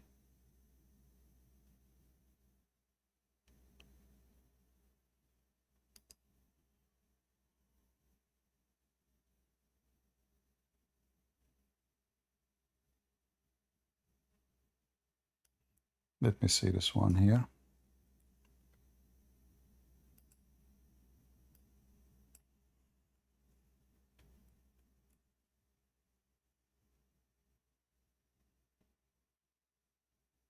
I have the hadith in Arabic, but I'm trying to find it for you in English because you don't know. No, just tell me the hadith number, so I'll look at it. No problem. In Arabic, it's al-Bukhari 3092. 3092, but this is the Arabic reference. Oh, okay, so is it Muslim or is it Bukhari? Bukhari? Okay. Let me see if I. I'll just check it out for my own reference. I mean, there are problems in Christianity as well too. I think all of the religions, I believe that maybe it got changed a little bit with time in the Hadith as well. My friend, you can find problem with the Christian prince, but you cannot find problem with Christ. So you don't mix things up. So if you can find many things against me as a human being, but you cannot find anything against Jesus, and that what count. So we are talking about Muhammad. We are not talking about you. If I talk about Christianity, we talk about Jesus, not about me. So here we see that Muhammad is a very bad man. He is a thief. He stole a lot of money, and the Muslim they go around and they tell people that Muhammad was a very poor man, but in reality Muhammad was a big thief. And this is the hadith I just showed you, and here you see it's all from the booty, all from the booty. So now Fatima, she have inheritance, and the inheritance is a town, the whole town. Okay, let me see.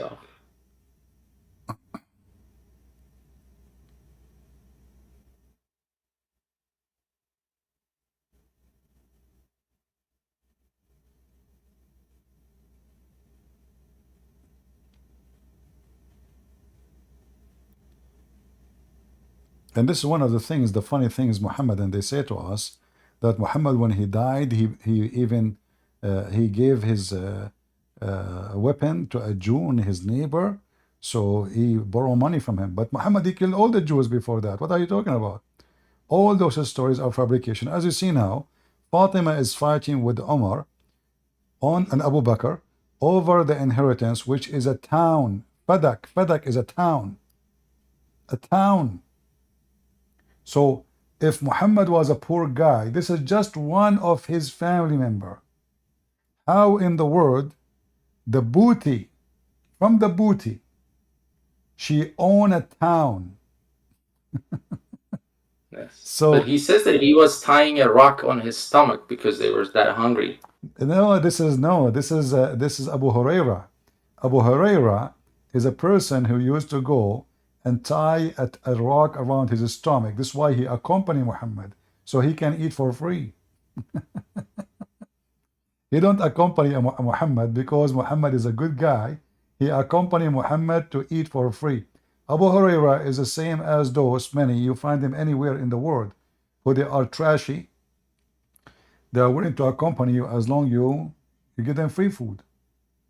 You know? So this is who is with Muhammad. Abu Huraira became a very important figure in Islam when the fact he is nobody except a scam. What kind of a person he go with you everywhere just to eat for free? That's all. So when a Muslim he says to me, look at the life of Muhammad, well, I'm looking at his life. He's a thief. How many caravan ride he did? Caravan. The Muslim they say, well, they lost everything when they left Mecca. That's a false, because when they left Mecca, they left with their all. What they lost everything? Their houses. This is desert. Those Arab they have a house. That's a good Their point. Like houses he made could from have mud. easily stayed in Makkah and just, if he's a devil worshiper, he could have easily continue with the people in Makkah, and he already had the fortune, right? Because he got it from his wife, and he didn't need to go through Well, all this these. is another issue. You just mentioned that he got a fortune from his wife. Yes. Okay. Muhammad, he got a fortune from his wife to make himself equal to the leaders. That's the whole point. And now you will notice Muhammad, he did not announce himself to be a prophet until he got rich. Why Muhammad, when he was poor, is not a prophet? And why Muhammad, when he is rich, is a prophet? You should ask yourself as a question. Same time, Muhammad, he liked children. He liked to have sex. He's a pedophile. Why he married his rich wife, who she have two husbands before him? She is in the age of his mother. Because she is rich. And that is telling us the quality of your prophet. So if I ask you right now, based on what you know about your prophet, which one he liked more? Young females or women in the age of his mother? So it seems like he didn't care, actually, right? If you look at his wives, some of them are older, some of them are younger. He No, married many older no. women. He married Hold on. many. Okay. When Khadija she died, at that time Muhammad still is not an important figure. So a woman she asked him, what about marrying Sauda? So Sauda was the second wife. And then right away, when Muhammad getting better now as a prophet, he's getting into the business, he asked for Aisha, 6 years old.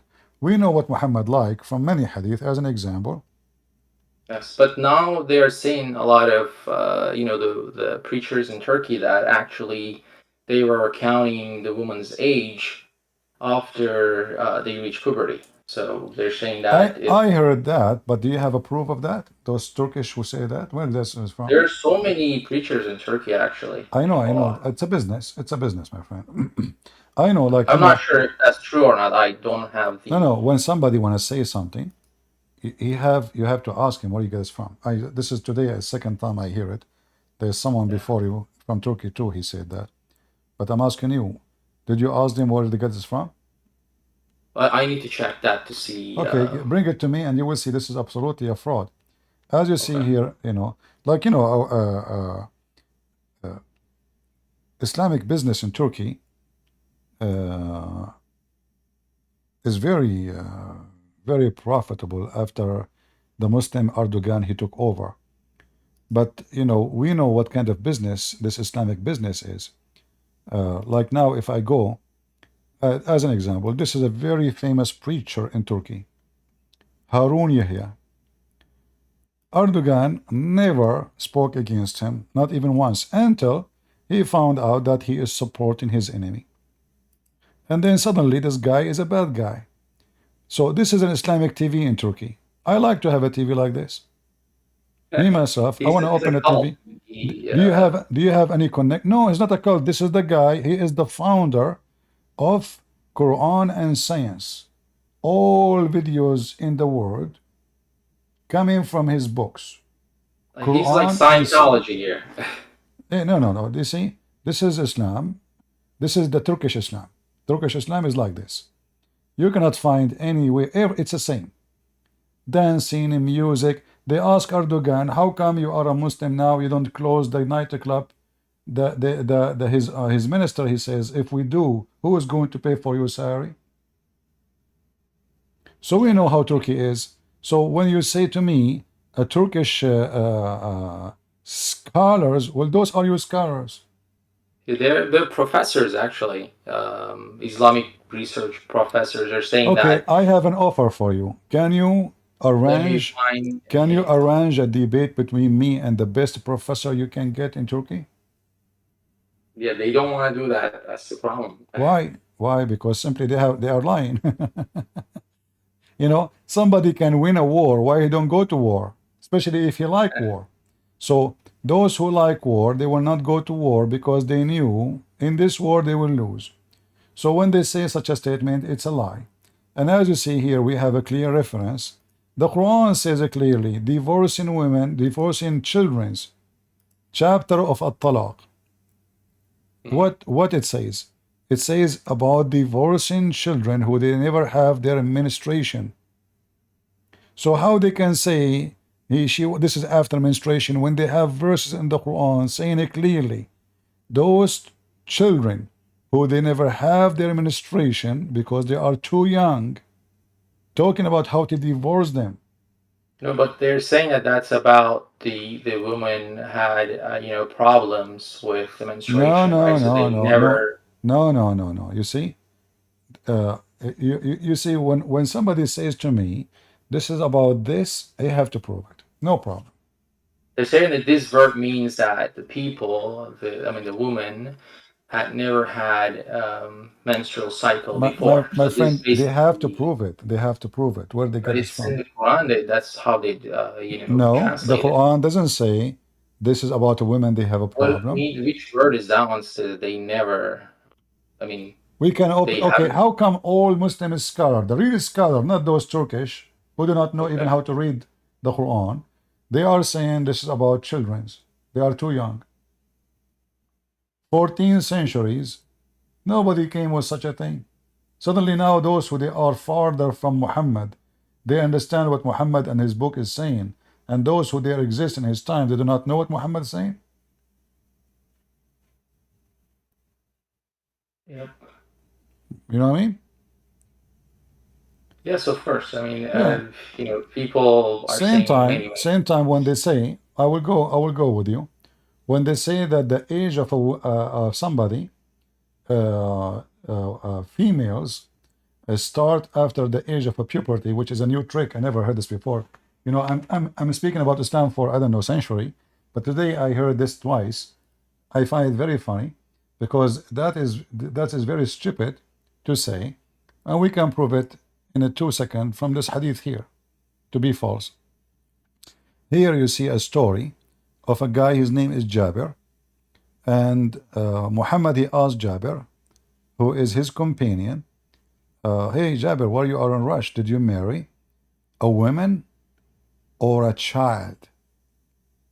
The guy, he made it so clear that I prefer to marry a woman so she can take care of the children who they are orphan of my brother. So here Muhammad is encouraging his man. Look how many hadith, all are the same.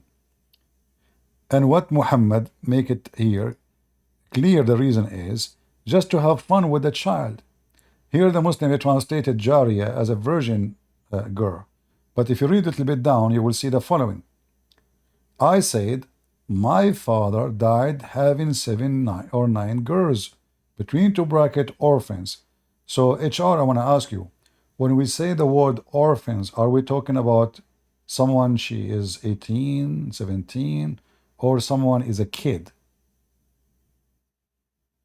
That should be kids. All right. Shouldn't be. Thank you. So he said, I did not like to bring a young girl like them. So what your prophet was asking the guy to do? to marry a kid like them. Correct?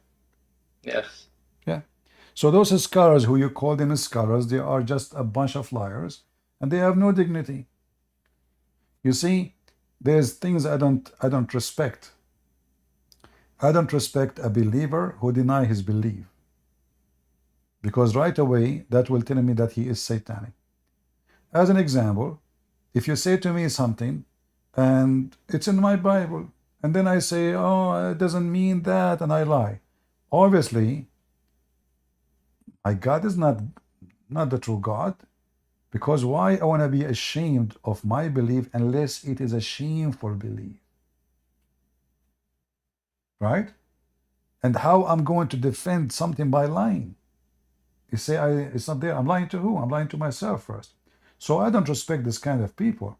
So those who you call them scholars, they are just a bunch of liars. And as you see, Muhammad here is encouraging the man, blaming him, why you marry a grown woman? Why you don't marry a child? The guy, obviously, he have a better logic than Muhammad, who was a pedophile, says, well, you know what? I prefer to bring them someone and can take care of them, not someone like them, which makes sense. But this is telling you, this is not about what they're saying, that the age of, the girl, they were like, after they have their puberty, we count their, just to bring me any of those scars and you will see. Okay. Yeah, that's what they use as the reference that, back in the days in Arabic lands. What is the reference? No, what is the reference? Count the let me look at it and I'll try to find the reference for you. There's They no, also give the reference of how Muhammad didn't allow certain boys to go to the war, right? The Prophet Muhammad not allow boys to go to the war, so my friend, a boy in Islam is not a boy no more if he have little hair around his private part. That's all. So, and which mean even if you are 8 years old, and we Middle Eastern we are very hairy, like monkeys. So in a very early age you would have hair in your body. So if you have little hair around your pubic area, you are not a boy no more. And we can prove it in 2 seconds. There's a hadith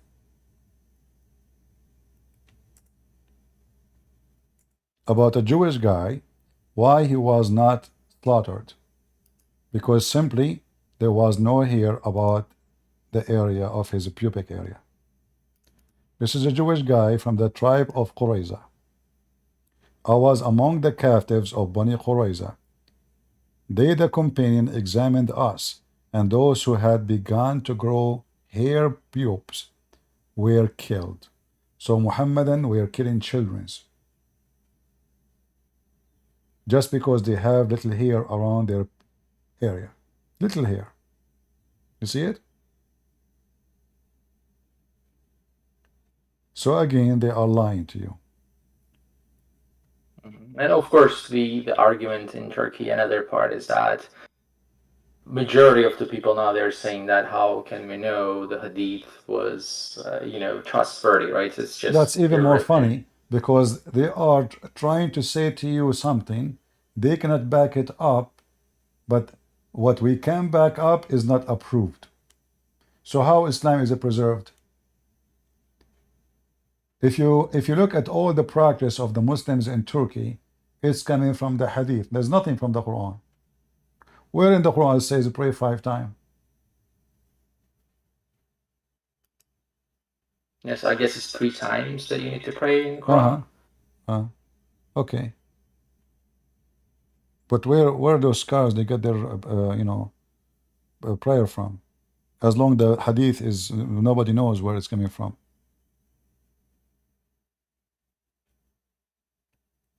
How they knew? They basically you can see from your relatives. You see from the home and other people how they were practicing. No problem. But how you know that? Okay, if I go to Chechnya, I will find Muslim praying different from those who they are in Iran. The one in Iran they pray different from the one in Iraq, and every sect they have their own prayer. Do you put a rock under your head when you pray? Under my head? Uh-huh. Over my head, you mean, or? No, under your head. I don't put any Yeah, rock like under my head. most of the Shia, they carry with them a piece of rock, and they put it under their head when they pray. The people of Chechnya, they dance in the mosque. The Sufi, they pray differently. The Ahmadiyya, they pray differently. Everybody have his own religion.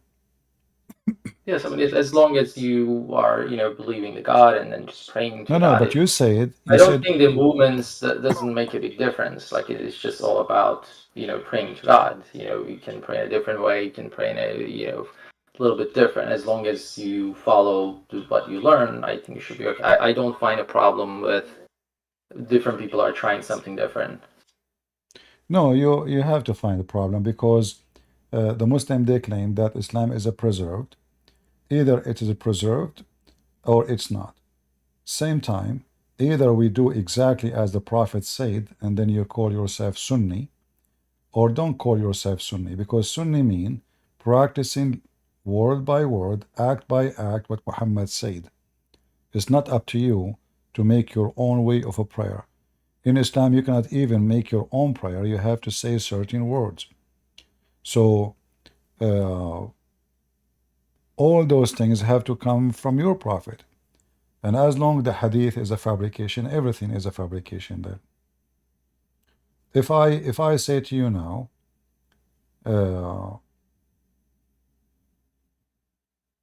when you want to, let us say, in the Quran, speaking about food to eat, correct? And food not to eat.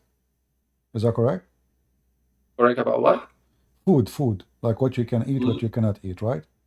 Yes. All right. So the Quran says you cannot eat pork. Is that correct? Correct. But the Quran says if you are hungry, you can. If you're in a situation where it's a matter of death and life, then you can eat, yes. How come? Why? Why? Because you're about to die, so that's to save your life. Okay, but based on this, I can eat a human too. And based on this, nowhere in the Quran says I cannot eat a human. It doesn't say that. Yes, if you are in a situation where you're about to die. No. Even if I'm not dying, as long as the Quran never says don't eat a human, does that mean I can eat a human? Yeah. Of course, there are certain things that you cannot do. Okay, what if I show you? What if I show you that in Islam you can eat a human? Islam can eat a human? Show me. I don't know any verse that way. I would like to see it if there is any. Okay. Let us see.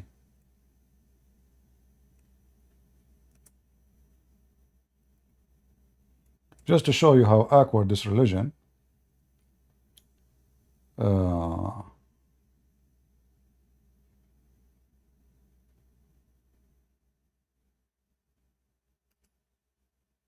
Give me a second.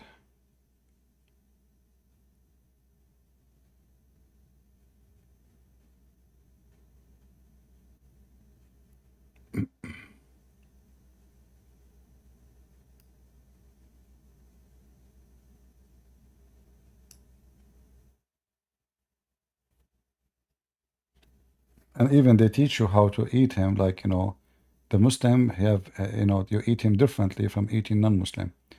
Let us see. There's a book, it's called Al-Rawd al-Muriya. Let us see if we can find. Al-Rawd al-Muriya, is it some kind of Islamic book? Or? Hold on. Yeah, Islamic books, yeah. Actually, somebody posting the videos for you. Here you go. The video is in Discord, it's posted. The video is there. You can use Google Translation. You will see he's talking about reading the book. He have the book in his hand in Discord. So the book there, and he was showing you what they teach in Azhar University, that how you can eat a Christian or a Muslim. The Muslim, if he's apostate, how you cook him, how you eat him, and the same for the Christian. This is Islam. So, they say to us we don't eat pork, but as you see, they eat a human. They are zombie. It might be some kind of weird cult, I guess. I'm not planning to eat any human. No, this is the Sunni. This is the Azhar University. This is the highest Islamic school in the world. The Azhar University. Yeah. Yeah. They are like Harun Yahya, I guess. No. Those are the master of all Islamic all Islamic scholars. If they want to say we are scholars, they have to be graduated from there. So how they are if those are the cult, then all Islam is cult.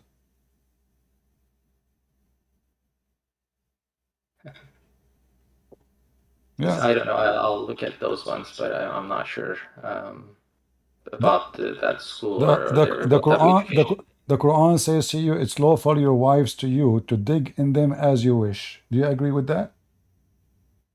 No, though, of course, the woman's consent is very, very important, right? No, where in the Quran it says women, it's very important if she The agree. Prophet Muhammad also said, you know, Where to it treat says your wife and what everyone very what nice. There are where it says that if the Quran says beat your wife, how you treat her doesn't say nice. beat your wife. It's you know, that's being debated a lot, and then people say that that verb doesn't mean to beat. You see, It's just you see the hypocrisy today. We see that the Muslims suddenly now everything in the Quran it doesn't say that it means something else, and the one who come with this is the one who don't even speak Arabic. The Arabic is so clear, beat them, and we have clear evidence. As an example, how Muslim they beat their wives in the time of Muhammad. Muhammad, in fact, he said, "Don't beat your wife the same you beat your slave." Which means beat her, but not the way you beat your slave. And this is telling us how much they used to treat their slaves in a very ugly way. They keep beating the slave until they break his bones. Here you see, this is a very authentic hadith. It says that a woman, she came to Muhammad and her clothing were green, and there's a spots in her skin which is greener than her clothing caused by beating. Aisha, she said, I have not seen any women suffering as much as I believe in women. Okay, read the whole story. Did Muhammad say, shame on you to beat the wife, or he support the guy? So how they say this does not mean beat? This is just a duct tape. The Muslim today, especially the hypocrite Muslims, they look for me like those women you see them in Korea, women coming from around the world to do plastic surgery. The first time I arrived to Korea, I was walking the street and I was looking, what's wrong with those women? Every woman here is beaten severely. Women in the street, they have a lot of duct tape on their faces, in the eyebrows, in the cheek, around the mouth, in their neck, in their nose. And I was like, what happened? I mean, what? Too many coming from around the world, white, black, Asian, duct tape everywhere. And then I noticed that there is in every building almost, there's a plastic surgery clinic. So that the Muslim today, they are practicing Botox and plastic surgery with Muhammad. We have overwhelming every evidence. woman in the whole world is practicing that. I think it's wrong, But you are doing that in Islam, my friend. Okay, hold on. As long we mention this, is it true that your God himself, he did Botox to Muhammad? Botox to Muhammad, Yeah? the Prophet? No. No? Are you sure? I wish you can bring me your scars so we can laugh together. Well, here we go. According to your God, Allah, he opened the chest of Muhammad and he expanded his chest. Chapter 94, verse number 1. Didn't we open your breast and we expanded for you, Muhammad? According to the story, I can show you the reference to from the hadith. Your prophet have a Botox surgery. Allah, he opened his chest. He took all the material was there and he put it back with improvement. Is this the one that he actually like they wash his heart? Yeah. Well, with this is Zamzam and then yeah. make sure that he So why women will not do that if Allah himself he decide to fix his prophet by a plastic surgery? No, I'm not saying they can't do it if they want to do plastic surgery. No. Focus with me. Forget about the women. I gave you an example of the duct tape now. Yeah. My topic is not those women. My topic is I mean, what kind of a prophet we are talking about? His God himself, he could not fix him except by a physical surgery. If I ask you now, why Allah need to open the chest of Muhammad, what you will say? Because he was living the life for 40 years, I guess at the time, to just cleanse him, to make sure that he will, no one, after he becomes prophet, he will be the truthful one. Then he will That's a have this. very good example of prophethood. So now the guy is 40 years old. It's time to do clean up for him. So we open his chest, and then we take his heart and his kidney and his liver and his etc. And then we put them in a dish and we wash them, and then we put them back. And now Muhammad is already prophet. Are you convinced what Yes. you just said? He became a prophet after he was 40. No. I'm asking you, are you convinced that there is a God? He do need to God can't open do it, your right? God chest. can't do anything. Huh? God can't do anything. How is God, but he need to do surgery to clean Muhammad? He didn't need to, but I guess he put it. No. He need to. Don't tell me where you got this from. Where you got this from? He do not need to. He didn't need to. I mean, like logically, he's God. He can do anything he wants. You see, logically, but logically, if Allah can do what he do need to do without doing it, well, why he did not do it? As you see, I asked you why Muhammad, this surgery happened to him. You said to prepare him. He was living for 40 years, not a prophet. So what? Did God of Islam did that to Moses? Did the God of Islam did that to Isa? To Abraham? If there's any story about this like this? Nowhere. So here you have a God and you have a prophet. And this Like prophet, God did different things. Like for Isa, right? His birth is a miracle, right? So he did something different. hold on, He you was see, born without a father, and he how did the come, same thing how for come, Moses. how come only Muhammad have such a thing happen to him? This is very silly and very stupid, because simply, if I am a prophet of God, and then now I will become a prophet of God, why I need a physical surgery? Is sin something physical? Yeah, I didn't see the verse, but it seems like it's something physical that he did. Same thing with right? For Isa alayhi salam did the same thing. He's of something physical. What he did something physical? No, He what do you sent mean? What do you mean? angels to Mary, and then he was born without a father. No. You see, we are talking about Muhammad cleaning him from inside. What is inside Muhammad need to be clean? His heart. His heart. So is the heart of Muhammad is so dirty physically? It's not so dirty, but he wanted to make sure that he washed, so then not even a single drop off. So is sin can be washed by water? If God wants, yes. If God want, I like that. Okay. But what do you mean if God want? I mean, this is this is his heart, and is sin is really in the heart, or it's a metaphorical statement? It might be. I'm not sure. I don't have What do you enough mean? knowledge. What do you mean you are not sure? Like Might be metaphorical, or it might be physical. Okay. And now because Muhammad is going to go to heaven, so now we are going to clean Muhammad. And what we do, we open his stomach. And what was in the stomach of Muhammad, according to your logic? I'm not sure. That story is about his heart. No, it says no. They open his. They open his. They open his belly. Is Muslim heart is in the belly? It's in the chest, of course, not in the belly. No, it says here. Read carefully with me. You see the issue. You don't speak Arabic, but it's okay. It says here they open the lowest part of my stomach. Do you see it? It says my chest was split. Yeah, they open the lowest part of his stomach. The lowest part of his stomach. Is that where the heart of Muhammad located? It's not there.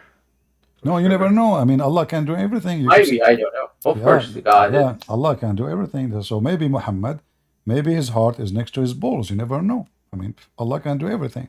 Yeah. So what is the purpose of this?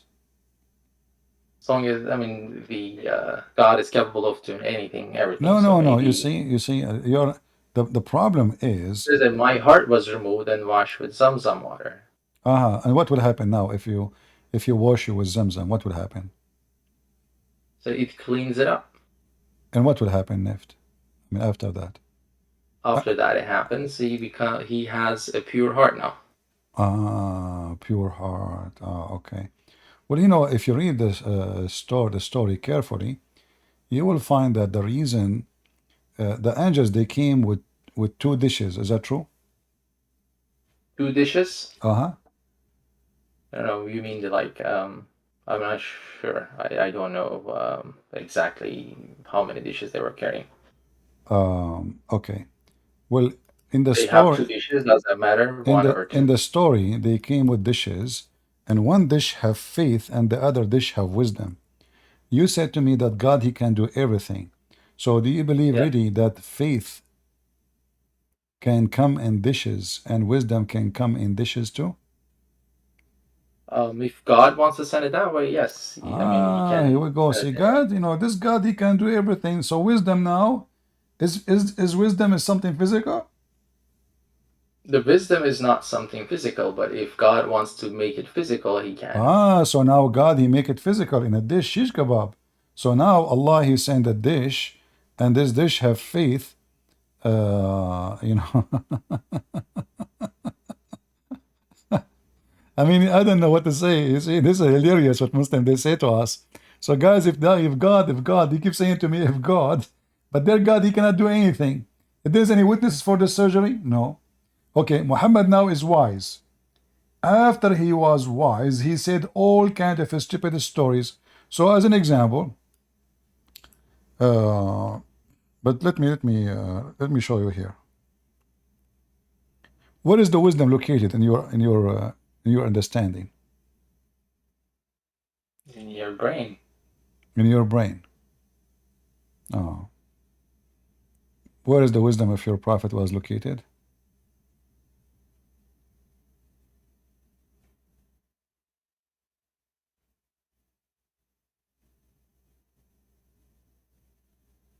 Do you know? But at the time, I guess the majority of the people thought the heart was the organ that does it out. But Okay, here it says Gabriel he cut open the body part of his body between his throat to the middle, actually to his testicle, not chest, and took all the material out from his chest, and then his abdomen, and he washed it with Zamzam, with his own hands, till he cleansed it inside of his body. And then a golden tray contained a golden bowl full of belief and wisdom. Why Muhammad wasn't a believer before? this is a believer, but this is too much gold stuff here. Which hadith is this one? Let me just write the number of this one. This is here Sahih al-Bukhari 7517. So a golden dish full of faith and wisdom. So now, you know, when we see this, isn't it obvious that Muhammad belief is not good? And we need to fix it?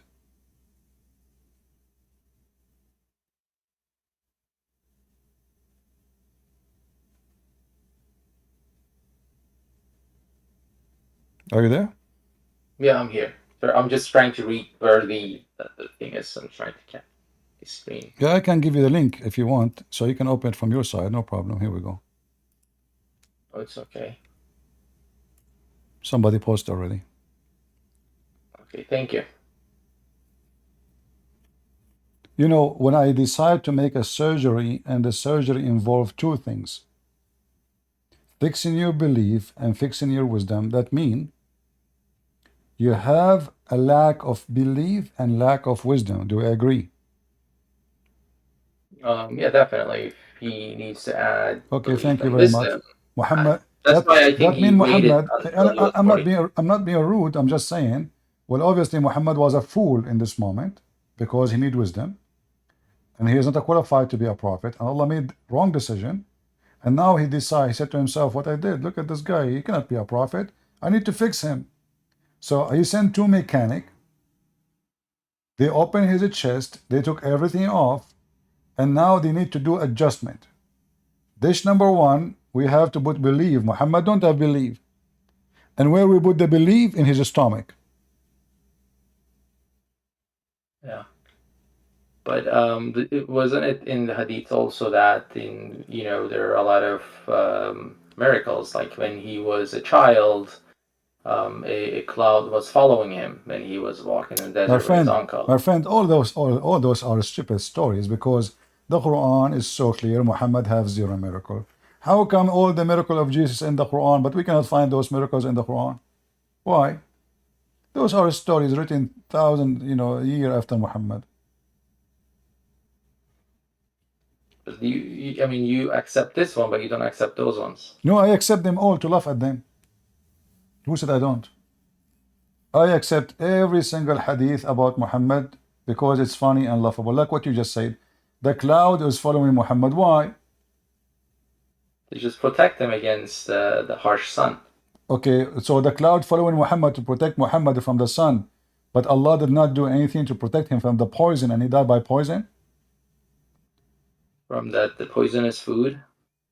Yeah? Yeah. Which one is more important, to get a little bit hot or to get killed? No, it's a destiny, that's why. Maybe it was time it's a for destiny. Muhammad to die. So are you saying to me Allah killed Muhammad by poison? All of us are gonna die, so he just needs to be No, some this is not the question. Muhammad died by poison. According to Muslims, Yes. they believe everything is a destiny. How you will die, how you will live, how you will be born, how many days you will live, everything is destiny. How many sin you commit, how many good deed you do is destiny. So now, Muhammad was killed by poison. Was it Allah conspiracy against Muhammad to kill him? Allah could have stopped it, definitely, but he decided not to. No, It Allah was could time. not. Allah could not. Because when the woman, she gave him the poison, Muhammad, he said to her, Allah will not allow you to kill me. The woman, she said, he said to her, why you did that? He says, well, if you are a false man, not a true prophet, your God will not protect you. You are just a king trying to take over. If you are a prophet of God, your God will protect you. Muhammad's response was, Allah will not allow you. But this is what happened. Allah allow it, which means the women examination come to be true. Muhammad is a false prophet. But he didn't die, right? And after he ate the food, he didn't die. He died My after a friend, while, so we don't know exactly. when Muhammad ate the food, his friend next to him died immediately. Then the Muslim, they did for But as him you can see, he didn't die, right? His friend died, you said, but exactly. Muhammad But the reason Muhammad did went not die, because the guy, he died in front of him, so he stopped eating. It's about who was lucky first to eat more and to eat less. Muhammad, right away after he ate the food, they make a hole in his neck and they start sucking the blood from his neck. You can go and read the story. But even that did not work, because later Muhammad still, he died. Since then, Muhammad is dying slowly. In fact, this was a very horrible death, because Muhammad is suffering miserably. He cannot pray, he can't stand up, he cannot walk, he cannot go to the bathroom. This is even more ugly than death. Do you have the hadiths number for all of them? About what? About that, how they just open his throat and they suck blood out of it, and then okay, hold on. he was unable to go to the bathroom and stuff like that. All right, hold on.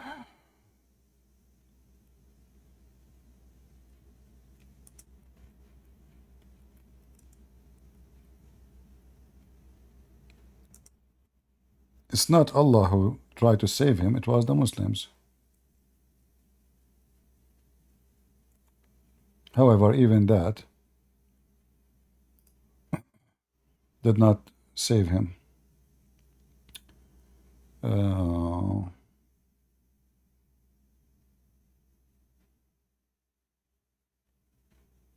thank you so much for all your time. I hope I'm not keeping anyone away from joining the conversation. No problem, you know. You know the story about even the companion who drank Muhammad's blood after that? No. Yeah, all right.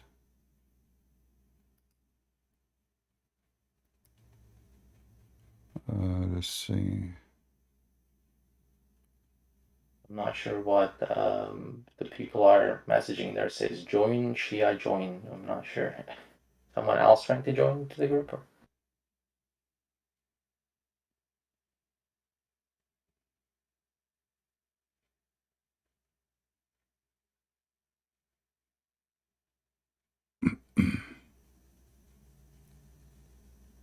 Let's see.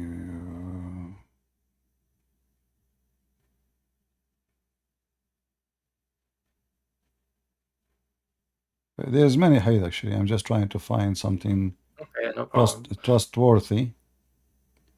Yeah.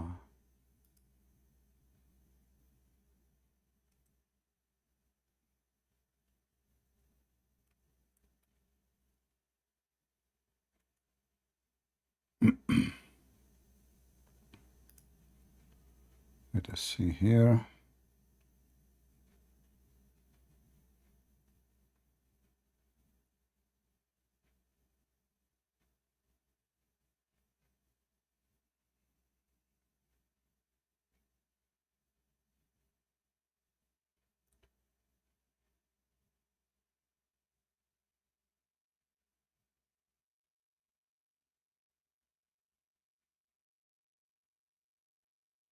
Yeah, I will find it for you. Yeah, no problem. There's tons of hadith thank you so actually. much. I don't want to take much of your time, and but thank you for giving me all the hadith numbers. So I'm just gonna go ahead and look through them. But thank you again. So you think that the Prophet Muhammad's life was not a poor, a bad life, because if you think about it, he could have just had a great life in Makkah. He didn't need to do any one of these. He could have just continued to worship, Well, first of all, idols. my friend, your prophet, he continued worship. Idols, nothing changed. Yeah, Muhammad was trying to make himself a superior king, not only a little town like Mecca. This is why you see in the Quran that in the beginning of Muhammad's life, Muhammad, he make it clear that he was sent only to Mecca and what is around it. But then when Muhammad, he found himself more successful, he said, you know what, I'm a prophet for all the Arabia. And then when he found himself more successful, he said, I am a prophet for all mankind. So Muhammad in his stages depend on how successful he is. This is why it says in chapter 6, verse number 92, Allah, he sent the book specifically to the little village of Mecca, Al-Qura. Qura in Arabic means village. It's a small, tiny village. And what is around it? So Muhammad was a local prophet. There's many prophets at that time. All of them are false, even women in Muhammad time. And Muhammad even took some of their names, like as an example, Ar-Rahman. Rahmanul Yamama, Muhammad, he gave it to his God. The guy, his name is Rahman. He called himself Rahman. So, as you see, Muhammad, he go through stages, and in the beginning, Muhammad is not violent because he's weak. He cannot kill. They will kill him right away. But Muhammad, they when even called him when he was in Makkah, right? He called him the person, the trustworthy person. The people were asking him to that's do. absolutely false. That's absolutely false. How he is a trustworthy? You see, Muslim, they say things we find it very laughable. Amin, they were calling him, right? In Arabic. My friend, if Muhammad is a trustworthy, why the Muslims accuse him of stealing underwear? Stealing underwear? Yeah. No, Yeah. I know you are laughing, but I agree with you. It's funny. Chapter 3, verse 161. Those are Muslims. The companion of Muhammad accusing Muhammad that he stole clothing. How he is a trustworthy and his companion, not the enemy, not the Christian, not the Jews, not the the Arab. Those are his companions saying that the Prophet he stolen underwear.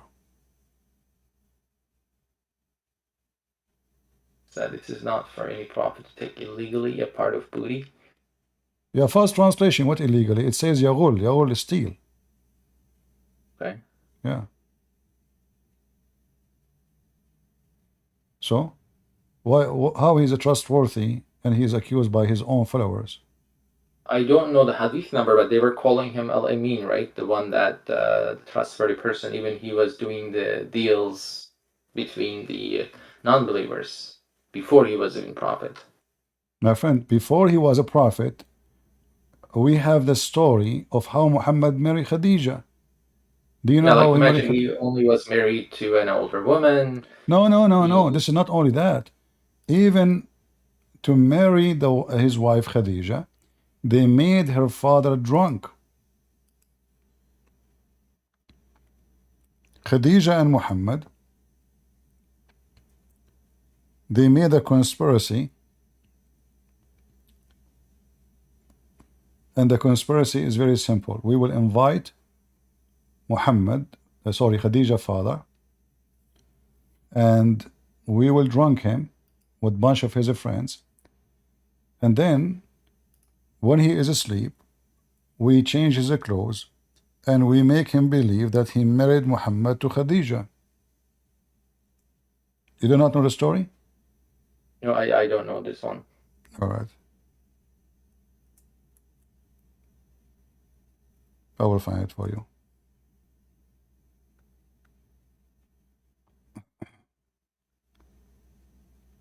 So when she invited her father, and I will let me find an official Islamic website so you don't say this is not trustworthy. Let us see.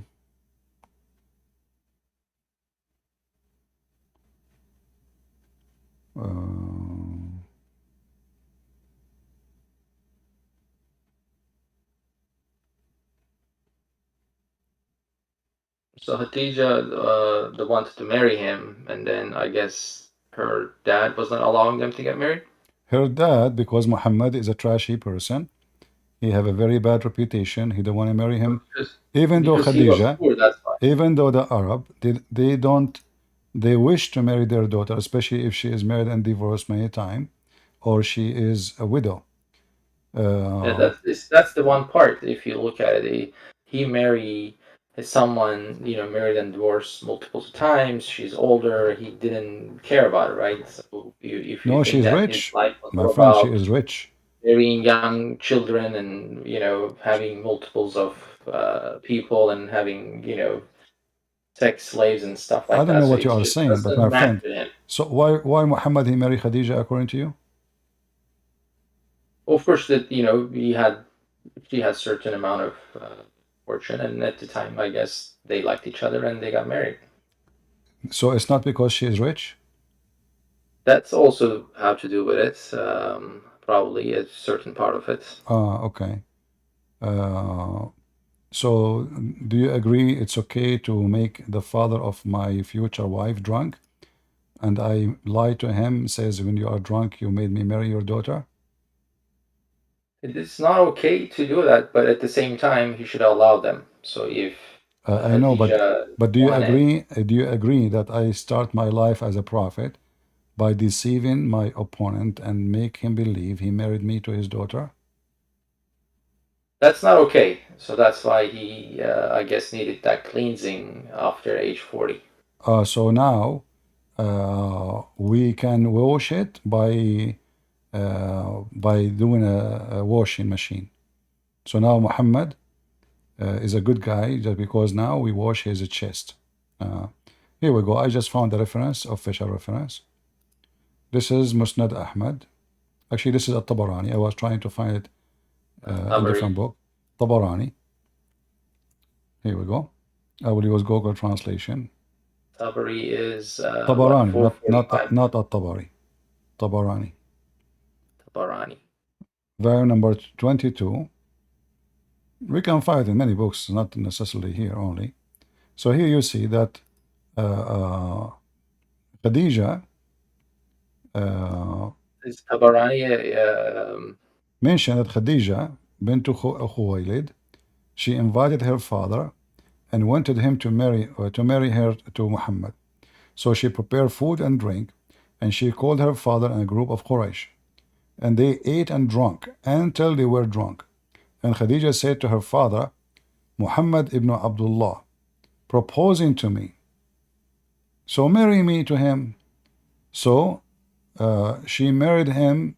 So based on the story here, she made him drunk, and now he is not aware of what he is, doing. So she said to him, Muhammad, you want to marry me to him. But the guy did not answer, and he did not say anything. So she took off his clothing. She dressed him as if he is going to a wedding party. And then when he wake up, he said, why I'm wearing those clothes? Why I'm wearing those new clothes? Those clothes I wear only for occasions. She said, you forgot? Yesterday you married me to Muhammad. The guy even took his sword when I go and kill Muhammad. She said to him, hold on. Do you want me to go and tell Quraysh that you were drunk when this happened? So she blackmailed her father. So this is the start of Muhammad's life. His marriage is a fraud. The man did not marry her to his daughter.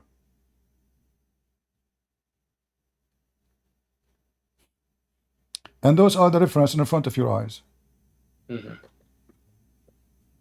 And let me post it in Ramble for those who they are in Ramble. They can save the reference. Yeah, Tabarani.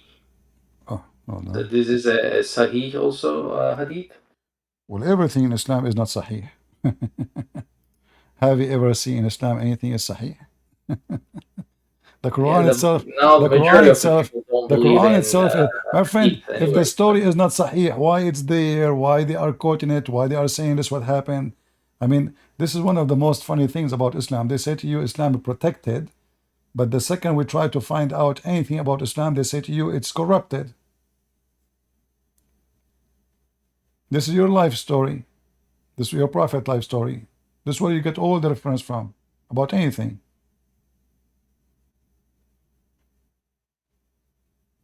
All right, maybe we have another Muslim to join us. Yeah. Thank you, CP. You're Have welcome. a nice day. Go ahead, Sarah. Hello? Yes, Sarah, go ahead. Okay, so I'm Muslim, but my knowledge isn't the best, you know? No problem. And I've been like questioning Christianity because like I don't know if I should still stay in Islam because of some hadiths, you know? So you are like thinking to leave Islam, you mean? Yeah, basically. But why you want to leave Islam? Islam is a beautiful religion. I saw Well, because of some hadith. I saw a rabbi debating Muhammad hijab. He said to him, Islam is beautiful. Well, Don't you think Islam is I don't beautiful, know. Sarah? I don't know. Well I've then, seen some like hadith and I like will help you to stay as a Muslim. First of all, if you are a Muslim, your husband he can have 4 women, which means you can take a break from his idiot at least for 3 days, you know?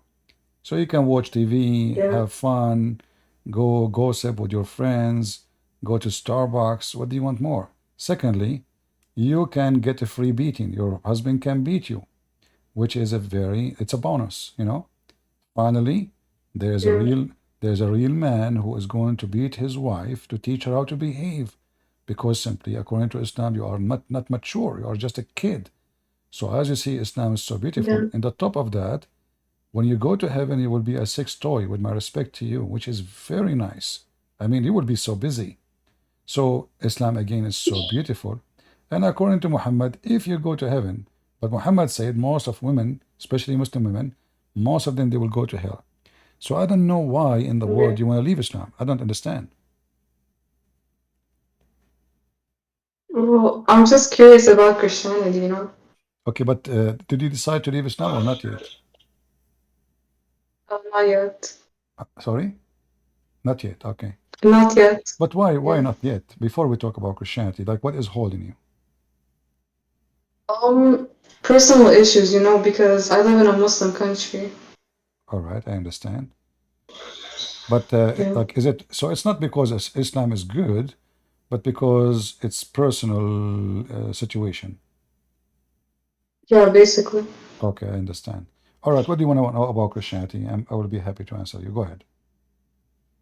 Well, my first question is, why should I join Christianity? Like, why is it better? Like, the truth, you know?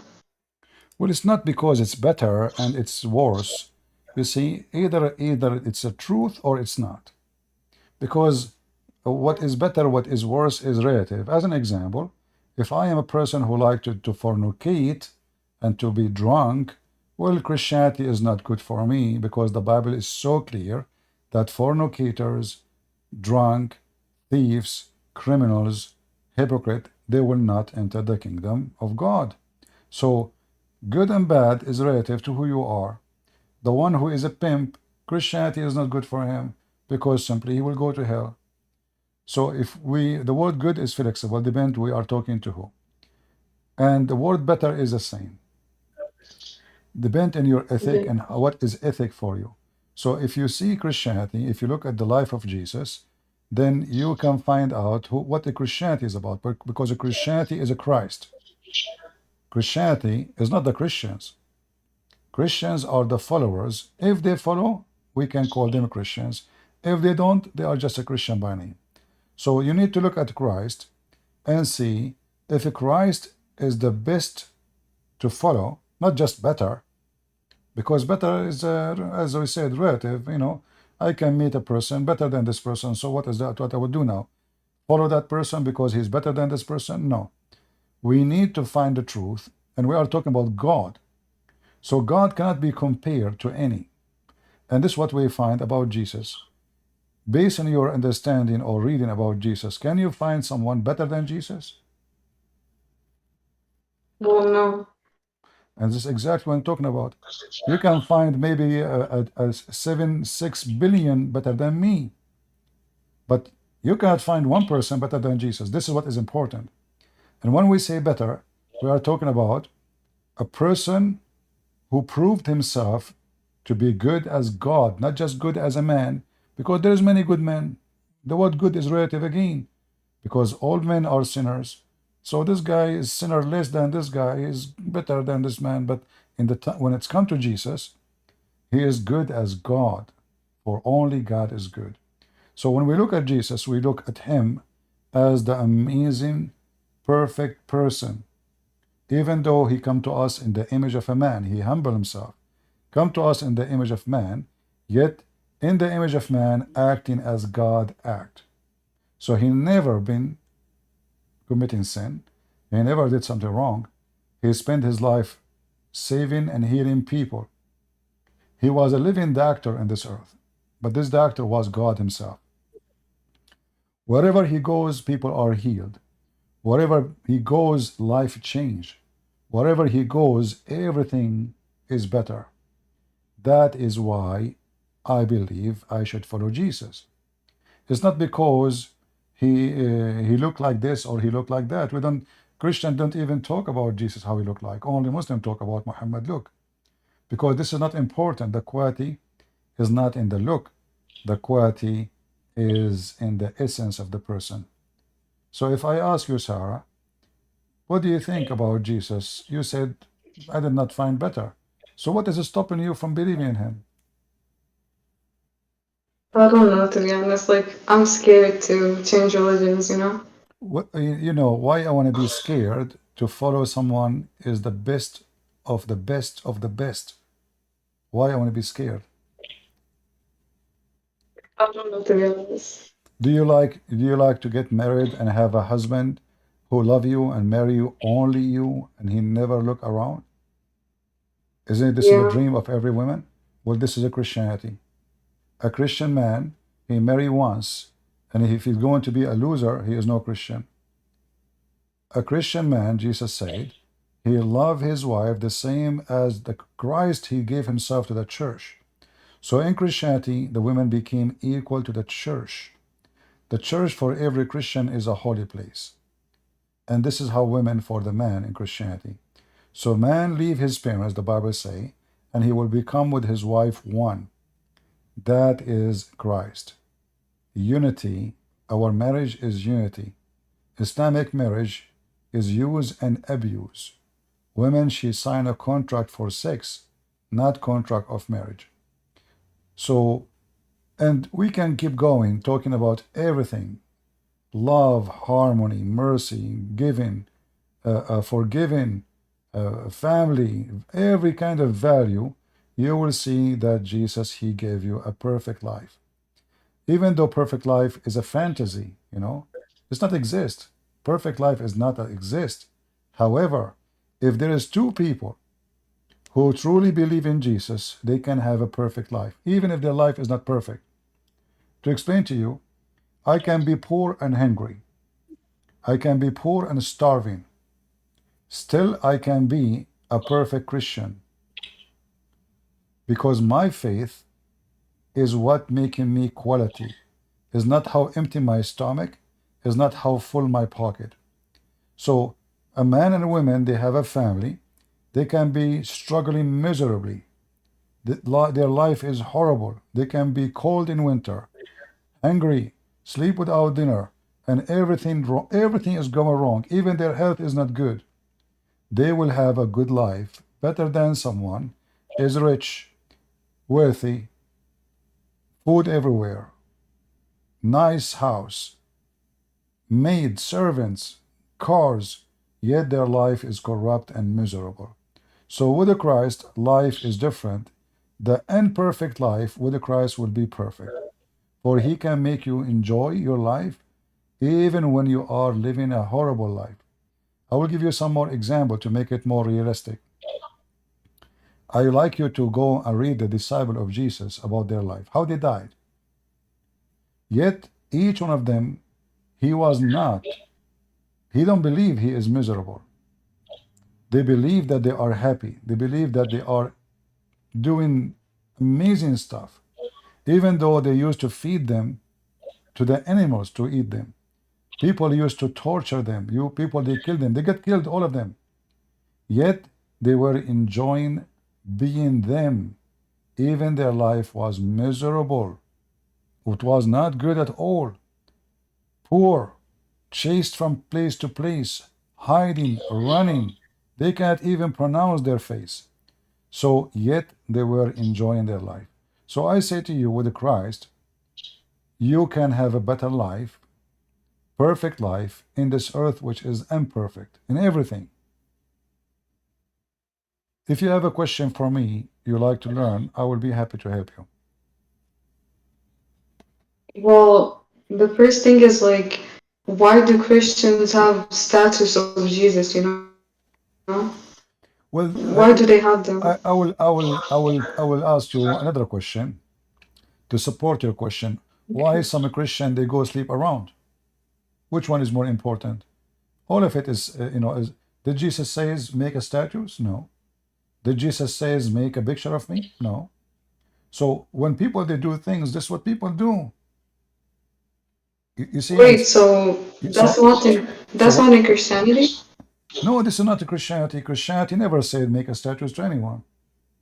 Never. Because like Muslims use this as a way to defend themselves, you know? No, Muslim, they have a black stone. They kiss it, they lick it, they believe black stone forgive their sin.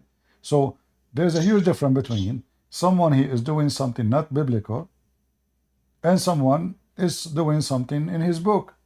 So when Muhammad kissed the black stone, no Muslim can say to me, the Muslim doing that, not the Prophet. So in the case of statues, can you show me where Jesus said, make a statues of Mary or statues of me? Nowhere. This is the sin of mankind. This is a sin. The Bible says it clearly. Make no image in what's up in heaven or down on earth. No image. And the purpose of it is religious purpose. So this is not what God command us. People, they commit sin. People, they do wrong. However, I say that those who they have a status of Jesus, I'm not going to say they are not Christians. I can say this is not a Christianity. But I cannot say they are Christians because I believe that they believe and they love Jesus. And they have misunderstanding that it's better if we have a statues of Mary. But why I want to need a statues for Mary anyway? She is not our God. That is not right. But this is their understanding. I pray that God, He forgive them. However, This is not Christianity. Yeah. I thought it was Christianity, but No. I guess When we it's wrong. say, Sarah, I want to give you a golden sentence. Anything is not biblical is not biblical. So if the Bible says, Jesus said, make a status for me, then I can say, well, they are right. Jesus says so, but nowhere. The Bible we have command is saying the opposite. Make no image for what up in heaven or down in earth. And the image here is not about art, for the sake of art. No. If somebody making an image of Jesus for the sake of art or even education, I have no problem with it. As an example, if we make a book and this book have cartoon, like cartoon, drawing of Jesus, I don't mind. So children, because the children, they are much visual, they like to see, they can understand better, images kind of stuck in their head. So for the sake of education, no problem. But I am against anyone, going in front of picture and praying. Well, who is this guy there? We don't even, who is this picture? This is Mary? Do you even have a picture of Mary? So people that do things have nothing to do with what God said. So I want you to remember that you can judge Christianity by Christianity, not by Christians. I can call myself Yeah. a Christian prince, but I can be a thief. But what Jesus have to do with me? Yeah. This is why I say to you, you need to focus on what Jesus said and did, not what a Christian they do. There's many, they call themselves a Christian, they justify all kind of sin. But the Bible is so clear about it.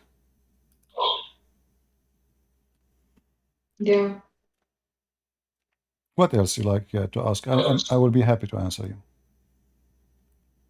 Well, where should I start from when learning about Christianity? Well, the best to start is to go and read the Bible, the New Like, Testament. do I start reading the Bible first? Yes, you can read the Bible. I wanna. Do you have a Bible at home? No, I live in a Muslim country. Well, I think still you can get. You do not need to tell me where, but I think there's many organization you can give them your address and they can send you a Bible. However, the Bible now is available online. You can download it to your phone Yeah. in 2 seconds. It doesn't take you time. It's not risky. So you can do this.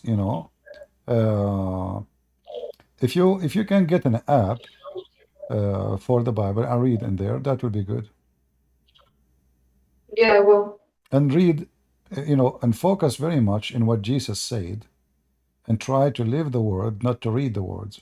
You see, when I read what Jesus said, I don't read it really, I live it. Like when, let us say, the Messiah is making a speech. I don't read it. I just live it. I close my eyes. You can play the audio, and you can listen to it, and try to live the moment. As an example, when Jesus says, "I am the truth," I like to think about it. What Jesus mean by he is saying, "I am the truth"? Some they say Jesus is a prophet. Some they say Jesus is a rabbi. Some they say Jesus is God. So which one is Jesus? Well, Jesus, he answered that. When he said, "I am the truth," Jesus told us that he is God. For truth is absolute. Truth never change. Truth is God, for he is the only truthful person ever exist. There's no human being is a truthful beside God. All the truth have to come from God. All prophecies come from God. All knowledge come from God.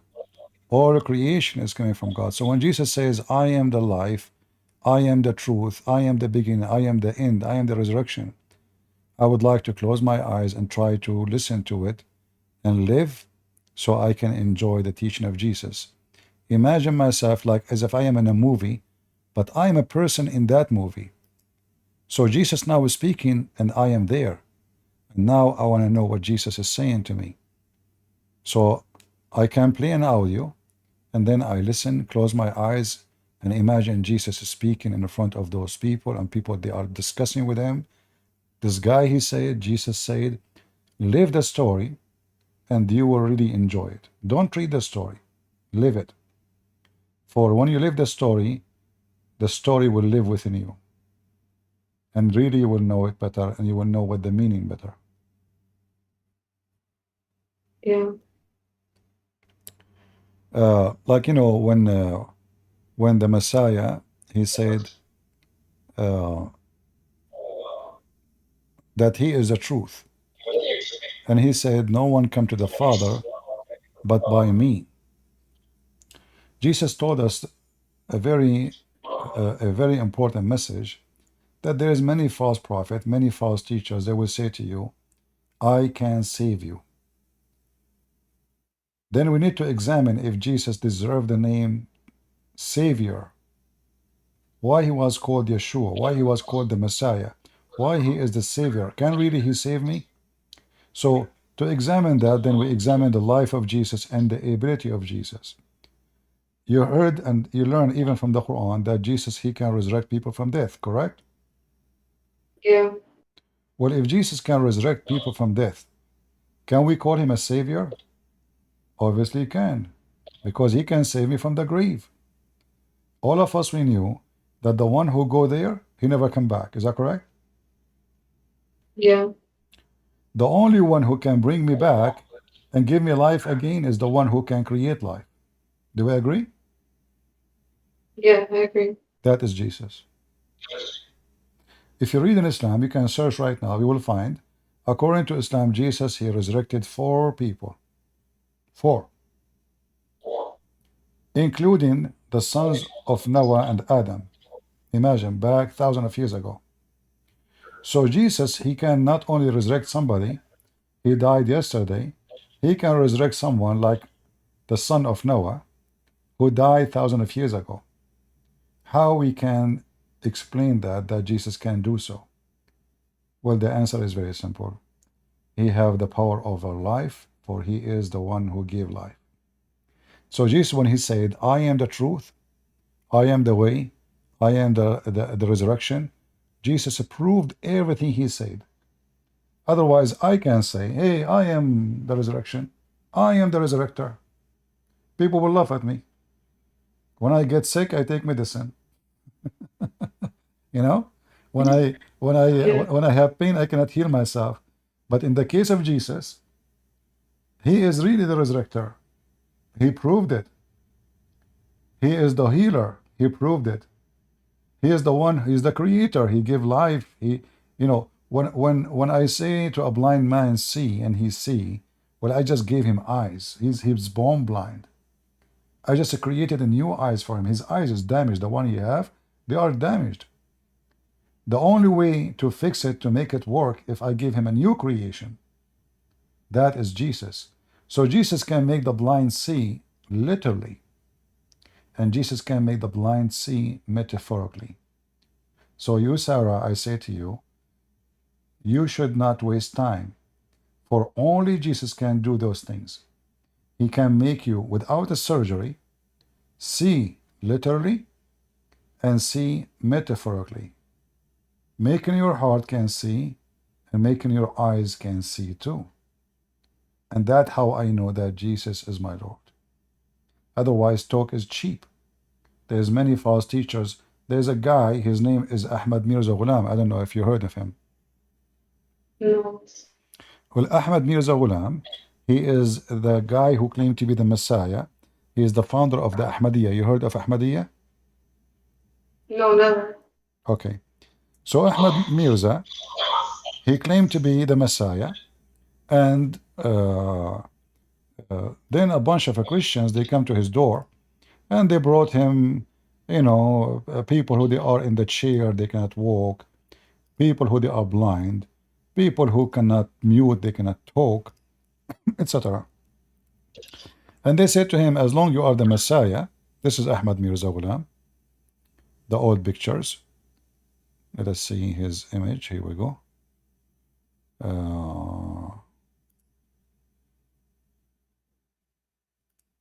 So Hazrat Ahmad Mirza Ghulam, who he claimed to be the Christ, he died because of diarrhea. Literally, he died because of Because of the what? huh? Because of what? But he died because of diarrhea. You know what diarrhea is? Oh, yeah. Yeah, shit. Sorry.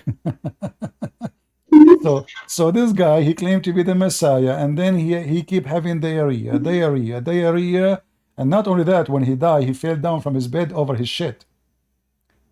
But yet, there's millions of people believe in him. They believe that his guy is the Messiah. He claimed that he was married for 3 years. He's a transgender. So he's a three years as Mary, and then became the Messiah. Unbelievable. And then he came with the book and told them that Allah sent him. So anyone can say he's the Messiah. We have to examine what anyone can say. Talk is cheap. But when this guy who he claimed to be the Messiah, he could not even heal himself, and he died because literally because of a liquid shit. That is a shitty prophet, and that is a shitty master or teacher. So there is always a way to expose liars, and there is always a way to examine the truth. And this is why Jesus always wins. When he say I am, will he prove what he say?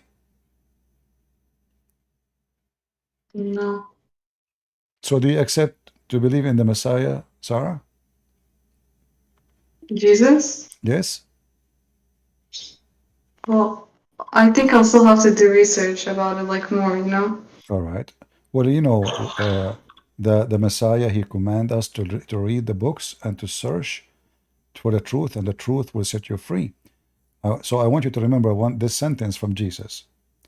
The truth will set you free. Yeah. And that is Jesus. So take your time. Anytime you have a question, you can come to me. But I advise you not to take too much long time, because you never know, Sarah. We might go to sleep, we don't wake up. Yeah, that's Salvation, true. yeah, salvation is very important, you know. And I don't know, I cannot grant that I will live until a minute from now. So for me as a Christian, I'm not worrying about dying tomorrow, today, next minute. I'm a believer, and I believe truly, truly in every word Jesus said. So, and look, do you notice when the Muslims they speak about Muhammad, they have to say Sallallahu Alaihi Wasallam. You notice What? when Muslims speak about Muhammad, Yeah. they have to say Sallallahu Alaihi Wasallam. When we Christian, we talk about Jesus, he is our God, but we call him Jesus. Why we don't Yeah. say like specific words to praise, etc.? How come we are so like, because Jesus is close to your heart? He don't care to praise him by words. He cares to you to praise him by act. So this is why he says, not everyone says to me, God, God will enter the kingdom of my Father, but the one who do his will. So in Christianity, you do not need to say Sallallahu Alaihi Wasallam, which means Allah pray on him, which is very funny. God praying on Muhammad, praying to who we do not know. But with Christ, you are so close to him to the point we call him by his name, even though he is our God. When we pray, I don't know if you notice, we Christian, we call God, we call him our Father. Do you know that? Yeah. Which Yeah. one you think it's more lovely? To call God your Father, or to call him God, the scary, Al-Mudallil? I don't know if you know Arabic, scary names in Arabic for Allah. Which one will Yeah. make you The closer to Father. God? To call him Father? The Father. Yeah. Father. Allah have 99 names. 99 names. But he is not your father, which is obviously Yeah. mean. The Quran says Allah, he created the human being and genie just to worship him. وَمَا خَلَقْتَ الْإِنسَ وَالْجِنَّ إِلَّا لِيَعْبُدُونَ. Do you speak Arabic? No, I don't. Allah created a human being and genie for no purpose except to worship. The God in Christianity, he created us to be his children, so we can enjoy his kingdom. God do not need worshippers. We worship him because he's our God anyway. But this is not the purpose of his creation for us. He created us because he loved to have us in his kingdom, to be his children. The God of Islam is mentally ill. He decided to create you because he is lonely and he need worshippers, and he find himself unuseful unless there is people they are begging to forgive their sin. So when the Quran says this, Allah, he created all mankind and all genie for one purpose. That is telling us the nature of this God. That is Satan. There is no good in him. All the purpose of his creation, it was for him. Just for him. Entertainment. Do you know what the word I have selfish means? another question. Yeah, but before you give me the question, do you know what the word selfish means? Selfish? Uh-huh. Yeah. What selfish mean? Like you want it all for yourself. Exactly, that's Allah. Do you see it? You see the verse in the Quran? Yeah. So he did not create you because he loved you. He created you just to be a worshipper. That's it, the whole purpose. In Christianity, you are a child of God. For God, he elevate you. He don't even call him an officer. He don't call you a close person. He calls you a child, my child. And that is what love is about. Which one is you prefer to be? A slave in the house of God or a child of God in the house of God? The second one. Exactly. What is the question you have for me? Go ahead. Um, yeah, you know how Christians believe that Jesus died for our sins? Yeah. Well, why does he have to die for our sins? Can we not repent to him? Like, why does he need to die? Well, first of all, there's nowhere it says he need to die. This word need does not exist for God. There's nowhere it says he need to die. The Bible says, for God he loved the world, he sent his only begotten son. So God, he wanted to save the world, but God do not need to save the world. Do you understand me? Yeah. I was just a second ago telling you that in Christianity we are children of God. So because we are children of God, God he loves us very much. And because you are a child of God, God he want to save his children. He don't need to. He don't have to. But because his love is amazing, he would love to do so. It's like you know, I don't know if you are married or not, but if you have a child, if you get married one day and you have a child, do you have to feed your kid or you love to feed your kid? I have to. But you don't love to? Well, I'd love to. You see, Both. you have to because you love to. Otherwise, he's not you. If he feel hungry, you don't feel it. But because you love your child, you have to. So love comes first. It's not need. Yeah. If you don't love a person, you don't have to do anything for that person. So if your mom, she is sick, you would love to take care of her. But you don't have to unless you love to. There's many Yeah. women, they are sick. There's many women, they are disabled. Do you go and serve everybody? No. But because she is your mom, you go wash her dishes, do her laundry, give her food, clean her house, even though it's too much work, but because she is your mother. So because you have a close relationship to this person, and this person is a special person to you, then you volunteer, and then you say, I have to, but this is I have to based on volunteer. Nobody can force you. That is God. God, he love to save you, but he don't have to.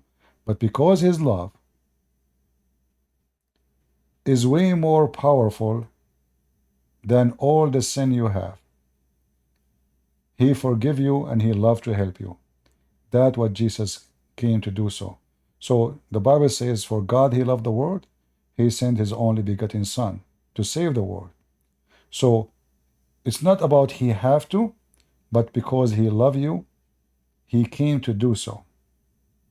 And it's not the crucifixion of Jesus will save me. You see, Christian, they say things, and Muslim, they understand it differently. Like we say, we are saved by the blood of Jesus. So people now will think, oh, if Jesus did not die, he cannot save me. No. Jesus in the Bible, we have tons of examples. Jesus forgiving people's sin long before the cross, long before his crucifixion. Go and your sin is forgiven. Jesus says to the Jews, which one is easier to say? He was reading their mind. To say, go and your sin is forgiven, or to say to him, take your bed and walk. So Jesus forgives sin. Doesn't matter if he's on the cross or not, for he's God. Doesn't matter if he's on earth or in heaven, he's God. So when we say the cross of Jesus is so important for us, that's because this is the most amazing thing the Messiah did. He don't have to, but he loved to. He accepted even the cross for the sake of making us believe in him. So this is what we mean by Jesus' death we are saved, because that confirm who is he, how much he loves us. This is the maximum. If somebody, I can say I will die to protect you, but when something go wrong, I might be the first one who run away. But you know that somebody he love you really very much is he really died for you, correct? There's no way any more proof more than this. So Jesus, he did die for the sake of saving us. He did not come and say, hey, Christian, kill me. I want to show you I love you. No, this is not what happened. He come to teach, to preach, to save, to show them the truth. And then the people, they choose to kill him. It's not Jesus. He called them, hey, kill me. This is not a movie. This is not a drama. And then even when Jesus died on the cross, Jesus again, he proved who is he by resurrecting, or the resurrection from death. So Jesus again is the one who is the truth. Even the grave could not contain him. No grave can hold him. That is Jesus. So not only he raised people from death, he himself, he went to death and he came back. So we have additional proof of who is Jesus. Yeah. Anything else? No, that's it. Thank you. Well, I am happy to have you, Sarah. You sound a very decent lady. And I asked the Christians here to pray for our sister Sarah, so she might accept Jesus and be saved very soon. And I say to you, truly, truly, I say to you, before Abraham, I am. Jesus said. So the one who said, I am from above and you are from below, he is the Messiah, and truly he is above. So we pray that Sarah, she will be accepting Jesus soon, so she will live with the one who is above, and she will not belong to those who are below. Those who believe in Jesus, they will live in the kingdom of God above, and those who refuse him, they will live below, and everyone goes where he belongs. Thank you, Sarah. If you want to say anything, the mic is yours. Yeah, that's it. Thank you so much. You're welcome.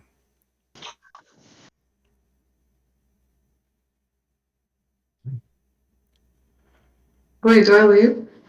Like, You are done? You want to say anything more?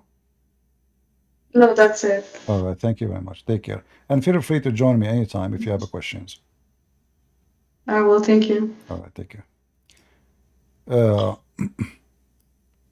More and more Muslims, they are leaving Islam.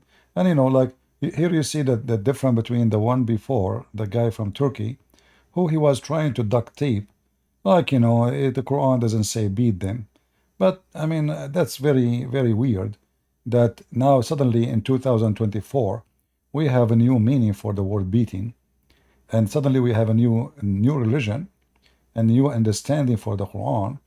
Look like the Muslims for centuries, they do not know what Islam is about. And those who come today, they decide to make Islam a moderate cult. Suddenly there's no beating, suddenly there's no jihad, suddenly there is no bloodshed, suddenly there's no slaughtering, suddenly you know, so duct tape and Botox. But you know that this is all will not work, not with us. Do we have any Muhammadan would like to join us? How many hours we are here now? I think we have more than enough. Oh, 3 hours. That's too much. I wasn't planning to stay 3 hours actually. So guys, I want to say thank you. As you see, not many people came, and I'm expecting that. It's very, very funny that I know. I think people, they want entertainment. If you open your camera, even if you are a kid, you have more viewers. But knowledge and reference and real education obviously is not important these days. Even me, when I try to watch a video, let us say about outdoor, you can't even find one decent outdoor. If you type outdoor, you will see a woman wearing nothing in the door of her tent. She have 3 million view. 3 million view. She is naked, showing her butt in YouTube. And YouTube don't take down her video. And my video stay there for a month, 2 months, 3 months. I will not even have the clicks this whore she have in 15 minutes. So I know how it is. I know that mankind are corrupt. I know that people are after sex, after money, after funny stuff, after laughing, after entertainment, but they are not after God. However, quality, not the quantity, is what is important. The Messiah, he have 12 disciples, and one of them he betrayed him. Yet he was able to change the world. Quality, not the quantity. Those who focus on the quantity, their focus is wrong. And I am not focusing in the quantity, but my focus is how we can save as many as we can from the deception. My focus is how we can make more people see, watch, and learn so they cannot be deceived. So the quantity here is not my focus, but the quantity of those who they are being saved is the focus. Otherwise, as you know, the view doesn't make any difference for me. I do not monetize my YouTube, and I will never do so, even though they keep sending me email to do so. I don't want their monetization. I like to live free, not under their control because of their money. And we got no benefit from view. No benefit. Nothing. It doesn't matter really if I have 5 people watching or 10,000 watching. The only thing matter is how many people learned something useful, truthful about Islam. Not only about Islam, about even our life. I will try to make more videos about personal lives issues for people that struggle with many things in life. Maybe we can help some by sharing our opinion. I don't claim to be the person who have the wisdom, but I can claim that the wise God can guide us into wisdom. So we pray that the Lord always will guide us into wisdom and will make us do what is better for all of us. So I want to say thank you for being here, and until see you again, maybe tomorrow, maybe 2 days from now, we will see. Until we see you again, God is good, so is Jesus. I mean to that.